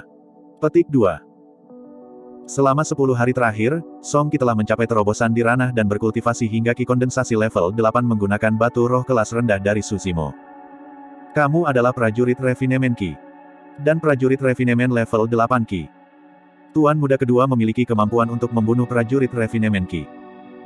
Bahkan level 8 Qi refinemen warrior tidak berani yakin tentang mengalahkan tuan muda kedua dalam pertarungan. Serangkaian keraguan muncul, membuat dua paman Zeng sedikit bingung dan tersesat. Mereka selalu berpikir bahwa Song Qi hanyalah teman dari dunia pesolistis yang diketahui Su Zimo. Mereka berinteraksi dengannya selama berhari-hari tetapi tidak tahu bahwa yang terakhir adalah prajurit penyempur Qi. Song Qi menambahkan, tujuan perjalanan saya ke keluarga Su kali ini juga karena tuan muda kedua Su. Dia mempercayakanku untuk melindungi kalian semua. Petik 2. Kata-kata ini mengejutkan dua paman Zeng bahkan lebih. Tuan muda kedua sebenarnya memiliki kemampuan untuk memberikan instruksi kepada prajurit refinemen level 8 Qi. Paman Zeng merenung sejenak dan menyadari bahwa Song Qi tidak akan menumbuhkan omong kosong yang tidak memiliki dasar. Tiba-tiba, wajah Paman Zeng berubah sangat saat pikiran melintas di benaknya. Dia tiba-tiba bertanya, Tuan muda kedua membunuh Raja Yan. Bisakah dia masih melarikan diri dari ibu kota? Mata Song Qi redup dan dia tersenyum pahit. Dia tidak menjawab. Ekspresi Paman Zeng berubah jelek. Dia sepertinya sudah tua secara instan. Dia menyaksikan Su Zimo tumbuh dewasa dan memandang yang terakhir seperti anaknya sendiri. Dalam hatinya, pertikaian darah keluarga Su jelas penting tetapi tidak sepersepuluh dari Su Zimo. Mendesah, Paman Zeng menutup matanya dan menghela nafas panjang. Liu Yu berkata dengan kesal, ini semua kesalahan Luo Tianwu. Jika dia tidak memberitahu Tuan muda kedua tentang apa yang terjadi 16 tahun yang lalu, Tuan muda kedua tidak akan mati. Petik 2. Paman Zeng mengerutkan kening dan menggelengkan kepalanya. Dia berkata, berita kematian Raja Yan belum menyebar di sini. Penguasa kota Jianan juga tidak bodoh. Apakah dia akan percaya kata-kata Luo Tianwu? Meskipun Luo Tianwu memimpin 50.000 tentara dan kuda untuk serangan itu, dia mungkin juga tidak berhasil mengalahkan kota Jianan. Petik 2. Mata Liu Yu dipenuhi dengan kemarahan yang tak ada habisnya. Dia berkata dengan dingin, Luo Tianwu itu tanpa ampun dan kejam. Dia tidak secara paksa melancarkan serangan. Sebagai gantinya, dia mengumpulkan penduduk desa tak berdosa di 10 desa dekat kota Jianan dan menempatkan penduduk desa ini di garis depan untuk mengguncang kota Jianan. Selama para penduduk desa ini mundur, Luo Tianwu akan memberi perintah untuk membantai mereka. Penduduk desa ini tidak bersenjata dan tidak memiliki jalan keluar. Mereka hanya bisa lari ke kota Jianan. Petik 2. Apa? Paman Zeng tertegun. Taktik ini sangat kejam. Jika 100.000 penduduk desa berlari menuju kota Jianan, itu akan menciptakan kekuatan besar yang tidak bisa diabaikan. Selama penguasa kota Jianan membuka gerbang kota, penduduk desa akan berkerumun seperti lebah. Tepat di belakang mereka adalah 50.000 pasukan Luo Tianwu. Kota Jianan pasti akan diturunkan. Jika kota Jianan menolak untuk membuka gerbang kota dan memilih untuk melihat dengan acuh tak acuh, para prajurit di tembok kota harus menonton tanpa daya ketika orang-orang mereka di negara yang dibantai. Ini akan menghasilkan ketakutan dan kepanikan besar-besaran di kota dan juga mempengaruhi moral tentara. Selain itu, ada kemungkinan besar bahwa beberapa penduduk desa di kaki gerbang kota adalah kerabat mereka. Pertempuran besar bahkan belum dimulai dan Luo Tianwu telah memenangkan setengahnya. Namun, orang-orang tak berdosa di negara Yan ini adalah pengorbanan di balik kemenangannya. Meskipun keluarga Su telah tinggal di kota Ping yang selama ini, mereka selalu menganggap diri mereka sebagai warga negara Yan. Mereka dilahirkan di negara Yan dan dibesarkan di sana. Mereka memiliki rasa memiliki yang besar terhadap negara asal mereka. Paman Zeng melambaikan tangannya dan tiba-tiba berkata dengan lembut, kamu bisa memberitahu Tuan muda tentang berita kematian Raja Yan. Namun, tolong jangan katakan padanya bahwa Luo Tianwu mengusir orang-orang dari negara Yan dan menyerang kota. Mengingat temperamen Tuan muda, aku takut. Pada saat ini, pintu ke kamar yang terletak tidak jauh dari sana tiba-tiba terbuka. Paman Zeng dan trio menoleh untuk melihat ke belakang. Berpegangan di sisi pintu, Su Hong berdiri di sana. Wajahnya masih pucat dan tubuhnya lemah. Namun, sepasang matanya secara bertahap mendapatkan kembali kilau. Bawakan aku armorku, Su Hong berkata dengan lembut. Nada suaranya tegas dan tegas. Tuan muda, Anda air mata mengalir di mata Liu Yu. Dia tersedak oleh kata-katanya. Pria di depannya telah dengan sabar bertahan selama 16 tahun demi membalas pertikaian keluarga Su. Setelah mengetahui bahwa tidak ada lagi harapan untuk balas dendam, dia hampir jatuh bangun, terbaring di tempat tidur dan sedih. Namun demikian, ketika dia mendengar bahwa orang-orang di negara Yan sedang dalam masalah, dia berdiri tanpa ragu-ragu. Meskipun tubuhnya lemah dan lukanya belum pulih, dia tidak ragu sedikit pun.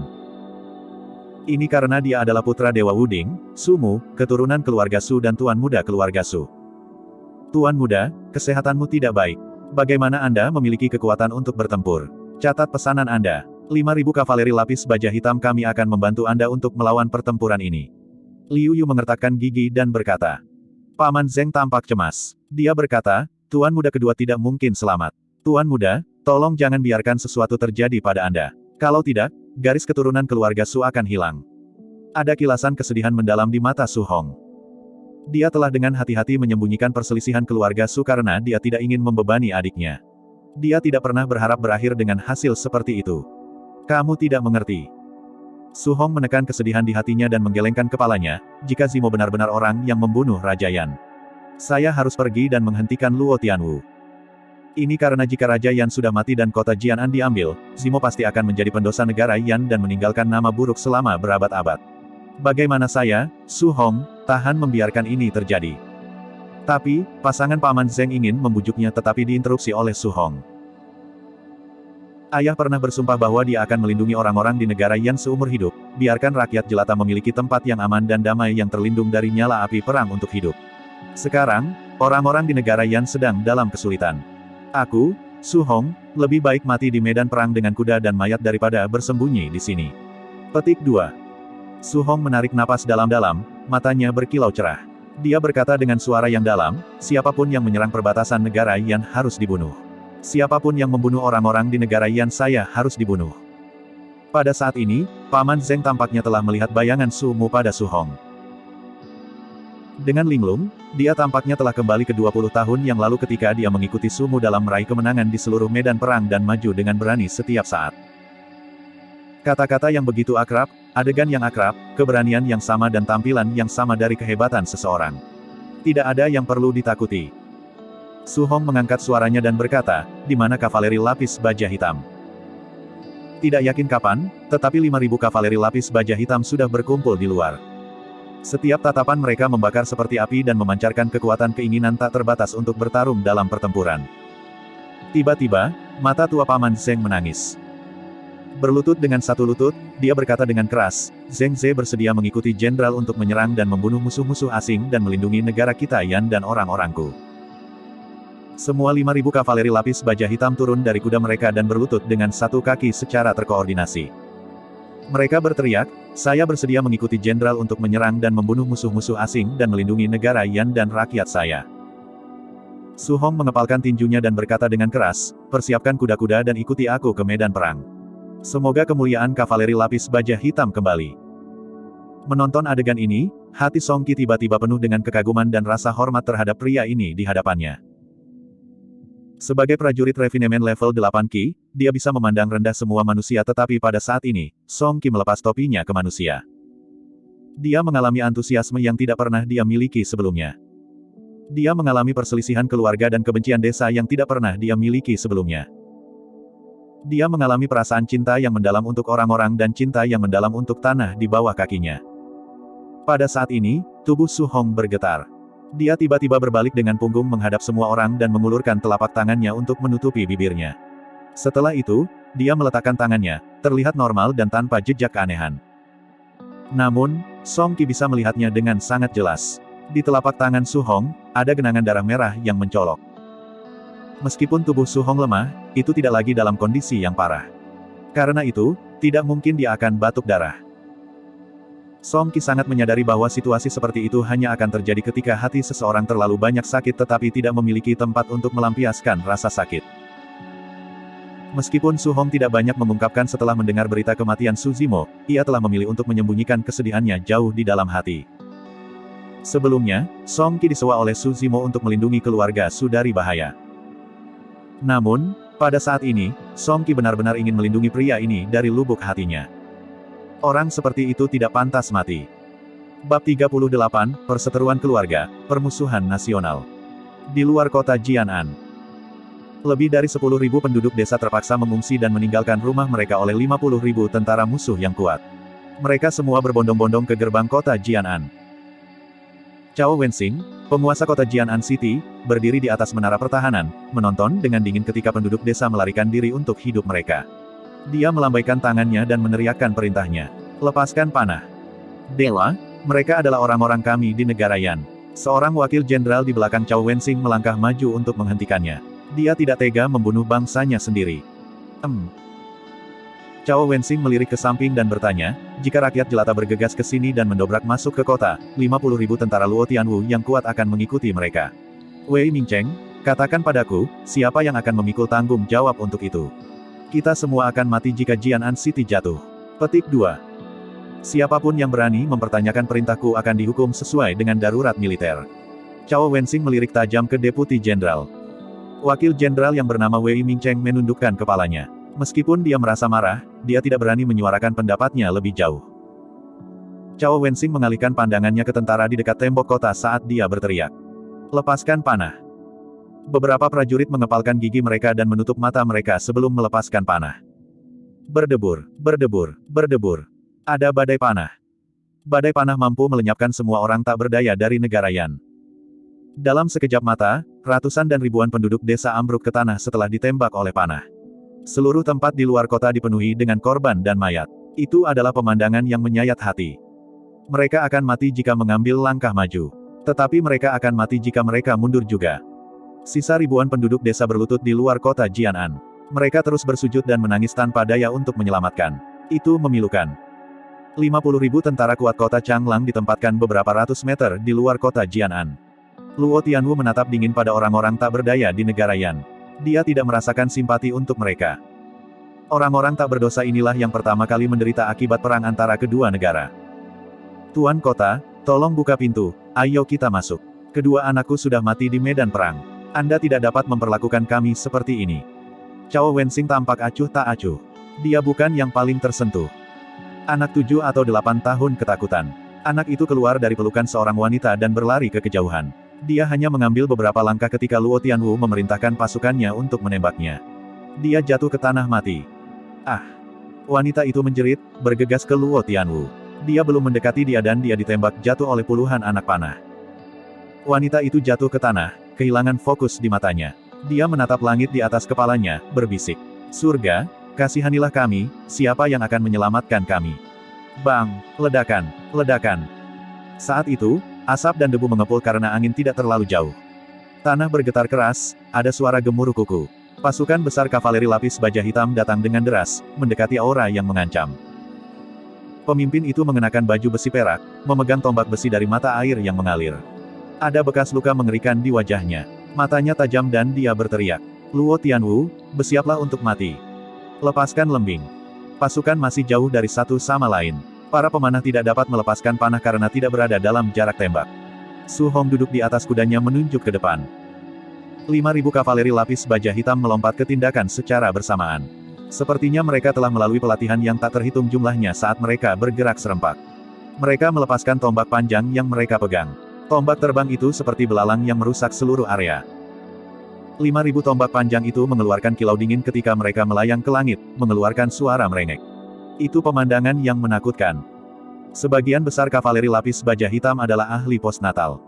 Jika mereka mengerahkan semua kekuatan mereka untuk melempar tombak, jarak tembak akan lebih jauh dan lebih kuat dari panah. Wajah Ki Refinement Warrior yang berjubah abu-abu berubah. Dia harus menghindari bentrok dengan tombak. Dia menggunakan pedangnya untuk melindungi Luo Tianwu saat mereka mundur. 50.000 pasukan kuat kota Changlang ditangkap lengah. Banyak prajurit jatuh dari kuda dan mayat mereka bertebaran di mana-mana. Kavaleri lapis baja hitam terus maju, tidak melambat sama sekali. Pada saat pasukan kota Changlang pulih kembali, kavaleri lapis baja hitam telah tiba tepat di depan mereka. Panah yang disiapkan pasukan kota Changlang dianggap tidak berguna. Sebaliknya, itu menjadi halangan bagi mereka. Ubah formasi. Teriak Su Hong saat dia memimpin pasukan dari depan, dengan Song Qi tepat di belakangnya. 5.000 kavaleri lapis baja hitam mengambil pedang panjang dari pinggang mereka dan mengambil bentuk penusuk. Mereka bergerak, tampak mengesankan dan mendominasi. Formasi yang berbentuk penusuk membantu mereka untuk membobol pasukan kota Changlang. Bang! Kedua pasukan menabrak satu sama lain. Mereka bertempur satu sama lain, dan darah dimuntahkan kemana-mana. Itu tragis. 5.000 kavaleri lapis baja hitam menciptakan pembukaan besar dalam pembentukan 50.000 tentara yang kuat. Para prajurit di tembok kota berteriak kegirangan saat melihat pemandangan ini. Wei Mingcheng sangat senang. Dia menunjuk ke arah 5.000 kavaleri lapis baja hitam di luar kota, berbicara dengan suara bergetar, mereka adalah kavaleri lapis baja hitam. Mereka adalah kavaleri lapis baja hitam dari negara Yan. Petik 2. Semua prajurit di kota Jianan kagum setelah mendengar bahwa kavaleri lapis baja hitam ada di sini. Bagi para prajurit yang menjaga perbatasan, kavaleri lapis baja hitam memiliki reputasi yang terkenal. Di bawah kepemimpinan Lord Wuding, kavaleri lapis baja hitam selalu mampu mengalahkan pasukan musuh dengan kekuatan yang lebih rendah jumlahnya. Mereka selalu menjadi kebanggaan dan kebanggaan negara Yan mereka.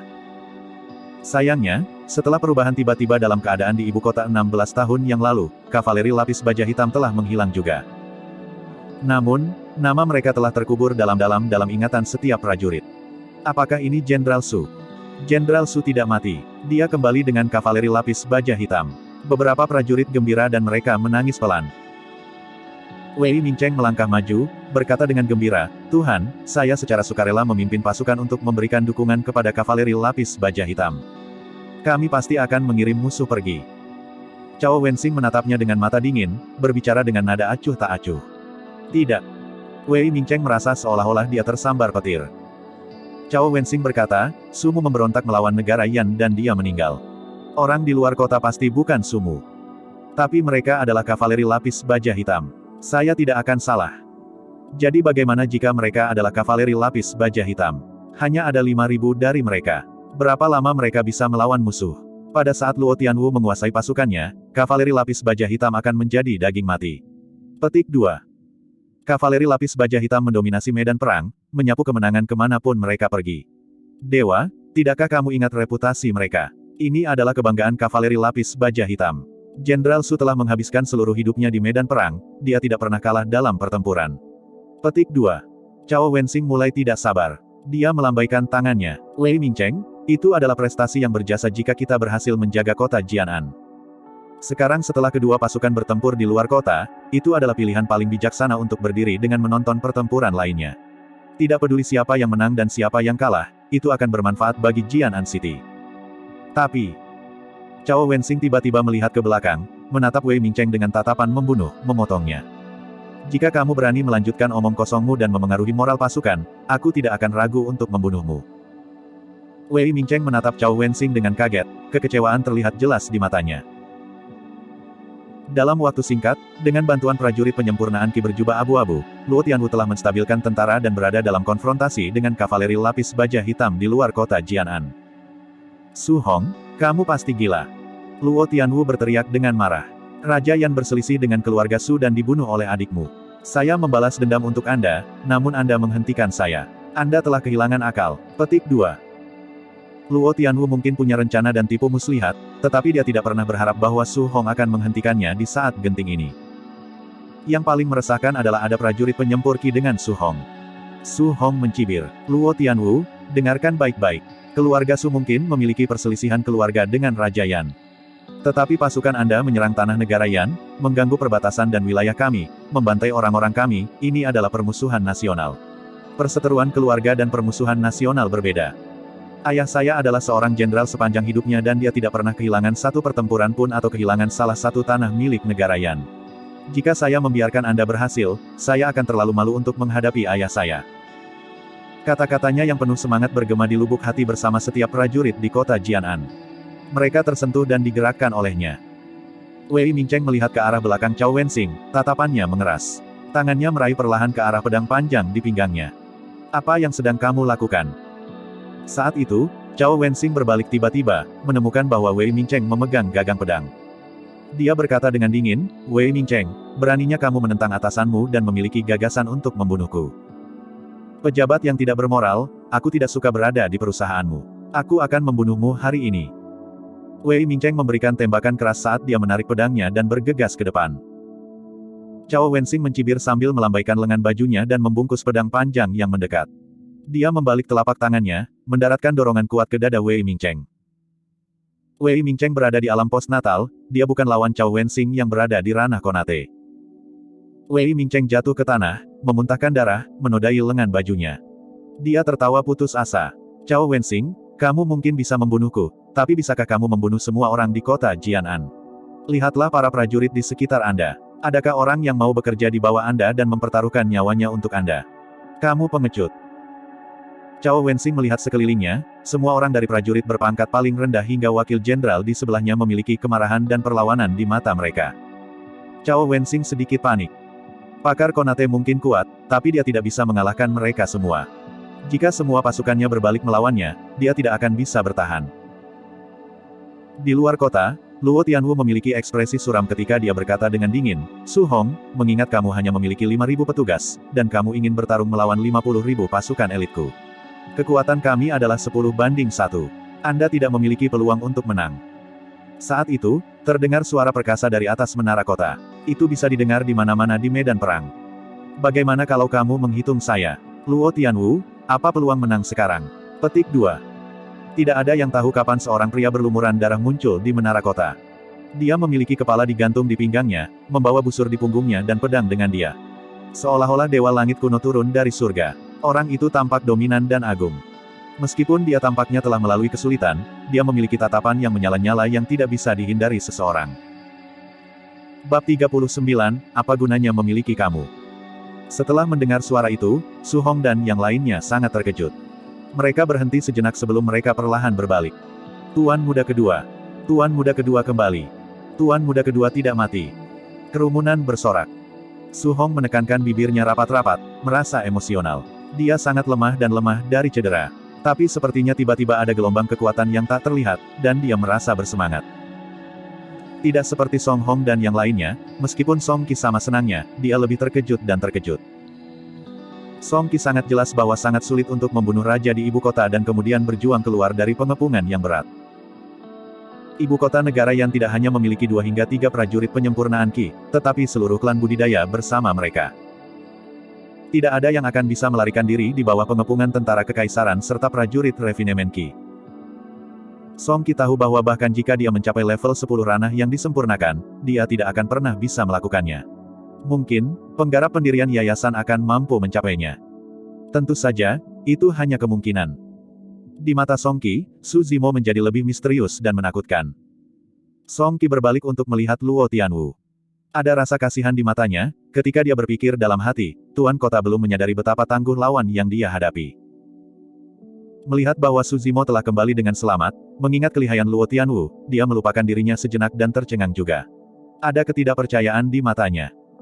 Prajurit penyempurnaan Qi berjubah abu-abu di belakangnya bahkan lebih terkejut, mengerutkan kening dalam diam. "Penasihat, mengapa Su Zimo masih hidup? Bukankah kamu mengatakan bahwa dia pasti akan mati?" Luo Tianwu bertanya dengan suara rendah. Warrior Qi Refinemen berjubah abu-abu menggelengkan kepalanya. "Aku juga tidak tahu. Mungkin dia beruntung dan dia tidak menemukan prajurit Refinemen Qi. Kalau tidak, bagaimana dia bisa melarikan diri dari ibu kota?" Untuk beberapa alasan yang tidak diketahui, Luo Tianwu bisa merasakan ketakutan ketika dia menatap Su Zimo di menara kota. "Penasihat, jika kita dikalahkan, kamu harus memastikan untuk melindungi aku. Paling-paling, kita bisa kembali ke kota Changlang dan menunggu untuk kembali." Petik 2. Prajurit Qi Refinemen berjubah abu-abu menjawab dengan sabar. "Yang mulia, Anda dapat yakin bahwa jika segalanya tidak berjalan sesuai keinginan kami, saya akan pergi bersama Anda terlebih dahulu." "Baik." Luo Tianwu sedikit santai, merasa tenang. Di menara kota. Keluarga Su, Tuan muda kedua. Cao Wensing sangat terkejut ketika mendengar teriakan dari bawah menara kota. Dia menunjuk bagian belakang Su Zimo, melihat ke kiri dan ke kanan, berbicara dengan suara rendah, "Kapan orang ini tiba?" Prajuritnya tetap diam. Di satu sisi mereka tidak ingin memberikan balasan kepadanya, di sisi lain, mereka juga tidak tahu. Sepertinya orang itu muncul dari udara tipis. Cao Wensing terbiasa memerintahkan pasukannya berkeliling. Sekarang setelah tentaranya menolak untuk mengatakan sepatah kata pun, dia tidak bisa tidak memarahi mereka di bagian atas suaranya. "Sekelompok orang bodoh yang tidak berguna. Beraninya kamu membiarkan orang luar masuk ke tembok kota. Apa gunanya memilikimu?" Petik 2. Saat itu, Su Zimo perlahan berbalik untuk menatap Cao Wensing tanpa ekspresi di wajahnya. Cao Wensing merasakan kulit kepalanya mati rasa di bawah tatapan konsisten ini. Tiba-tiba, Su Zimo bertanya, "Apakah Anda memberi perintah untuk membunuh orang-orang kami di luar kota?" "Ya, tapi terus kenapa?" Cao Wensing mengambil pedang dari pinggangnya. Dia menenangkan dirinya dan berteriak. "Dia, tidak banyak." Su Zimo tersenyum, matanya menjadi dingin ketika dia berkata, "Sebagai penguasa kota yang menjaga perbatasan negara Yan, bukan saja kamu tidak melindungi rakyatmu, tetapi kamu juga memerintahkan pembantaian mereka." Mendengar hal ini, Su Zimo berhenti sebentar, ada hawa dingin dari matanya yang membuat seseorang tidak bisa menahan diri untuk melompat sedikit. Dia berteriak, apa gunanya memilikimu? Swoosh! Su Zimo melompat, dia masih di udara tetapi semua orang bisa mendengar jeritan nyaring. Cold Moon Sabre tidak terhunus. Su Zimo memegang Cold Moon Sabre di tangannya dan melompat dari udara, mengayunkan lengannya untuk membentuk busur besar. Seolah-olah dia mencoba membelah Gunung Hua, saat dia mengayunkan pedang ke kepala Cao Wensing. Struk ini penuh dengan kekurangan. Tapi, pukulan ini terlalu kejam. Itu sangat kejam sehingga Cao Wensing bergidik, tidak mampu melakukan serangan balik. Dia secara naluriah mengangkat pedang besar di tangannya untuk melindungi kepalanya. Kilatan cahaya dari pedang itu melotot, setiap prajurit tidak bisa membantu tetapi menyipitkan mata mereka. Jepret. Pedang pecah menjadi dua. Uff. Ada kilatan darah. Su Zimo menyarungkan pedangnya. Cao Wensing membelalakan matanya karena terkejut. Ada garis merah vertikal yang aneh di antara matanya, memotong wajahnya menjadi dua. Momen selanjutnya. Tubuh Cao Wensing terbelah menjadi dua, dan dia menjatuhkan diri ke tanah. Darah merah terus memuntahkan, menodai bata merah di bawah dinding dalam waktu singkat. Semua prajurit kaget. Satu pukulan. Cao Wensing yang berada di ranah Konate terpecah menjadi dua oleh orang di depan mereka. Su Zimo pergi ke sisi Wei Mingcheng, mengulurkan tangannya untuk membantunya berdiri. Masih bisakah kau bertarung? Iya. Wei Mingcheng mengabaikan rasa sakit di dadanya, dia mengepalkan giginya dan berteriak. Tuan, harap diyakinkan. Saya akan mendapatkan pasukan untuk membantu kavaleri lapis baja hitam di luar kota sekarang, kami akan menyingkirkan musuh eksternal. Tidak dibutuhkan. Su Zimo melambaikan tangannya, menggelengkan kepalanya. Tidak boleh ada perselisihan internal di kota Jianan karena ini. Kita tidak boleh melibatkan orang-orang di kota. Petik 2. Wei Mingcheng bergegas berkata, Tuan, Anda terlalu sopan. Merupakan kehormatan bagi kami untuk bisa bertarung di sepanjang kavaleri lapis baja hitam. Tidak ada yang akan mengatakan tidak padanya. Kami bersedia bertarung di sepanjang kavaleri lapis baja hitam dan memenggal musuh. Para tentara di tembok kota berteriak. Baru pada saat itulah Su Zimo akhirnya memahami ketinggian kemuliaan yang dicapai oleh kavaleri lapis baja hitam saat itu, serta sosok penting yang ayahnya miliki bagi para prajurit. Prestasi ayahnya begitu besar sehingga raja merasa gelisah dan tidak aman. Inilah mengapa malapetaka menimpa dirinya. Su Zimo berkata dengan lembut, buka gerbang dan biarkan orang-orang dari negeri Yan masuk terlebih dahulu, dan tenangkan mereka. Jika Anda masih ingin membunuh musuh, maka Anda dapat bergabung dengan kami di luar kota untuk bertarung melawan musuh. Wei Mingcheng langsung setuju. Dia memandangi para prajurit di sekitarnya dan mengayunkan tangannya, berteriak. Ayo pergi, mari buka gerbang dulu. Wei Mingcheng berhenti sejenak sebelum dia berbalik untuk melihat Su Zimo. Begitu gerbang terbuka, semua orang akan berduyun-duyun masuk. Tuan, Anda tidak akan bisa keluar untuk saat ini. Anda harus menunggu. Tidak dibutuhkan. Su Zimo tersenyum dan berbalik ke arah dinding dan melompat. Semua orang di tembok kota terkejut. Kota Jianan adalah salah satu kota di sepanjang perbatasan negara Yan. Tembok kota kokoh dan jauh lebih tinggi dari kota-kota lain. Itu setinggi 100 kaki. Sepotong kecil batu akan pecah berkeping-keping jika jatuh dari tembok kota, terlepas dari manusia. Wei Mingcheng dan yang lainnya bergegas maju untuk melihat bagian bawah dinding. Pada saat yang sama, kedua pasukan yang terlibat dalam pertempuran sengit di medan perang memperhatikan adegan ini juga. Semua prajurit tidak bisa menahan goncangan karena kaget, bola mata mereka hampir jatuh. Su Zimo jatuh dari atas tembok kota dengan kecepatan yang mengkhawatirkan. Bang! Terdengar suara memekakkan telinga. Banyak tentara bisa merasakan getaran di tanah. Su Hong dan yang lainnya tidak bisa menahan diri untuk berkeringat dingin bagi Su Zimo. Mereka tentu tahu bahwa Su Zimo bukan orang bodoh atau orang gila. Karena dia melakukan ini, dia pasti akan baik-baik saja. Namun, apa yang dia lakukan masih sangat mengejutkan bagi mereka semua yang hadir. Para ahli postnatal, ahli Konate dan bahkan dua prajurit Refinemenki dari kedua sisi pasukan tidak bisa membantu tetapi menggigil. Otot-otot di wajah Luo Tianwu sedikit berkedut, dia memucat saat dia mencoba mempertahankan ketenangannya. Ketika Su Zimo jatuh ke tanah, banyak debu dan kerikil melayang. Di bawah tatapan mata yang tak terhitung jumlahnya, sosok tampak di debu yang mengepul. Dia mengambil langkah mantap saat dia berjalan ke arah mereka, dan mereka secara bertahap bisa melihat garis besar dan penampilan wajahnya. Bab 40, Kueling Changlang. Ketika Su Zimo mendekat, tiba-tiba langit menjadi gelap. Perubahan cuaca yang drastis. Itu tanpa tanda. Awan gelap menjulang, menutupi seluruh langit, menyelimuti Luo Tianwu dan 50.000 tentara kuat di belakangnya dalam kegelapan, meninggalkan mereka dengan sesak napas dan perasaan tercekik yang tak tertahankan di dada. Awan gelap terus berubah, itu berkembang menjadi binatang iblis pemakan manusia yang ganas. Itu terlihat sangat realistis ketika membuka mulutnya yang besar dan tampak garang. Itu adalah pemandangan yang menakutkan dan mengerikan. Bang! Ledakan! Ledakan! Ada suara memekakan telinga dan jantung yang berdenyut. Di satu sisi, itu terdengar seperti guntur, di sisi lain, sepertinya binatang iblis itu berteriak dan menggeram. Luo Tianwu, apakah kamu masih ingat apa yang aku katakan kepadamu sebelum aku meninggalkan kota Changlang? Su Zimo berhenti di depan kedua pasukan, menatap lurus ke arah Luo Tianwu, yang mengendarai kuda yang tinggi dan perkasa di kejauhan. Luo Tianwu mempertahankan ekspresi tenang. Banyak pikiran melintas di benaknya, dan dia tiba-tiba tersenyum, Tuan Muda Kedua Su, selamat telah membalas dendam Anda. Lord Wuding dapat beristirahat dengan tenang dengan memiliki putra seperti Anda. Kota Ping yang bangga memiliki Anda. Sebagai penguasa kota, saya juga sangat bangga. Saya akan kembali ke kota Changlang, dan menyiapkan jamuan untuk merayakan kemenangan Tuan Muda Su kedua.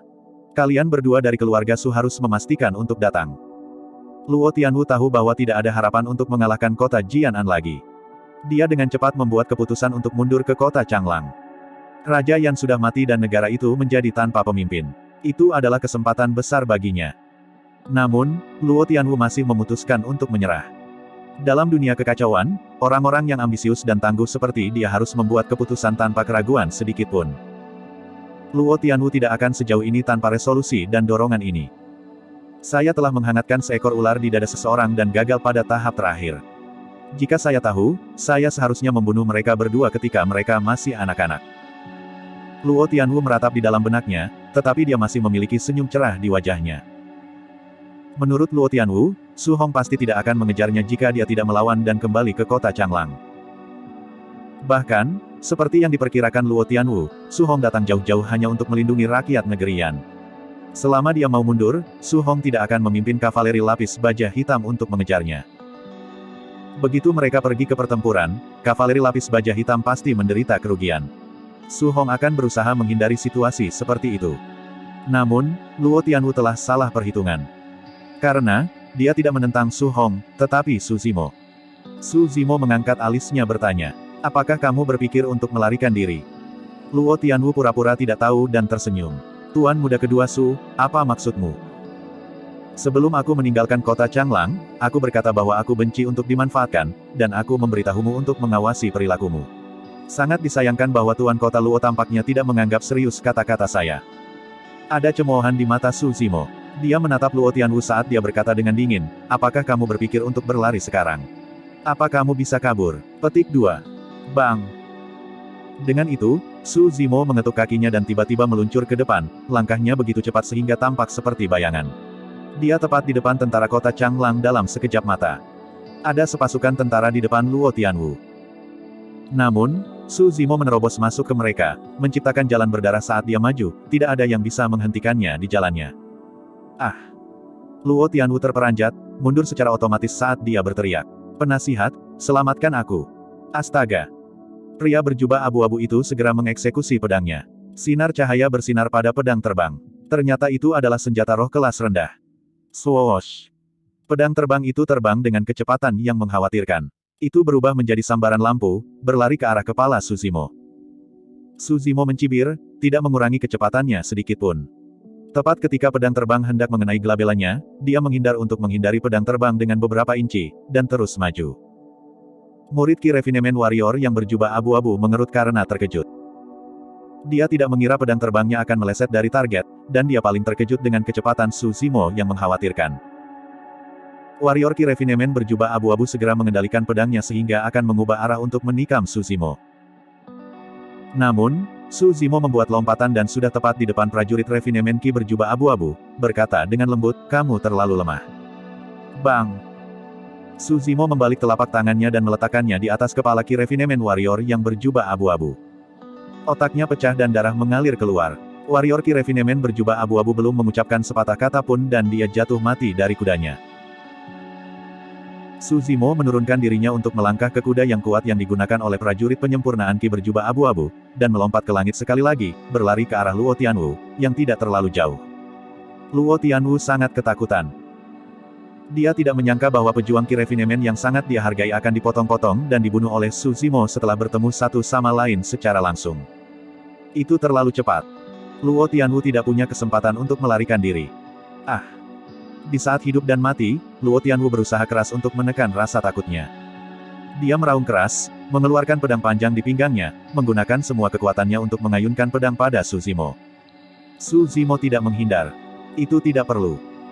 Su Zimo mengulurkan tangan, meraih pedang panjang yang mendekat, sikap dingin tampak jelas di matanya. Ada suara membelah keras. Su Zimo memanfaatkan telapak tangannya untuk memecah pedang panjang menjadi dua bagian. Luo Tianwu tahu bahwa semua harapan hancur berantakan pada saat itu. Su Zimo mencengkeram Luo Tianwu, berkata dengan keras, "Jika aku mengizinkanmu melarikan diri kembali ke kota Changlang, siapa yang akan bertanggung jawab atas orang tak bersalah yang mati karena ini?" Ketika ada perang antara kedua negara, sulit untuk menilai siapa yang benar dan yang salah. Tetapi Anda mengorbankan kehidupan orang-orang tak berdosa untuk impian ambisius Anda. Aku tidak akan membiarkanmu hidup. Jepret. Su Zimo mengerahkan kekuatan di telapak tangannya dan mematahkan leher Luo Tianwu, membuang mayatnya ke samping. Dia menyapu pandangannya ke sekeliling, berteriak keras, "Luo Tianwu sudah mati, bukankah kalian semua akan mundur?" 50.000 tentara kuat kota Changlang terpana oleh aura satu pria lajang. Tidak ada yang berani bergerak maju. Su Hong, orang lain dan 5.000 kavaleri lapis baja hitam berdiri tak bergerak di kejauhan.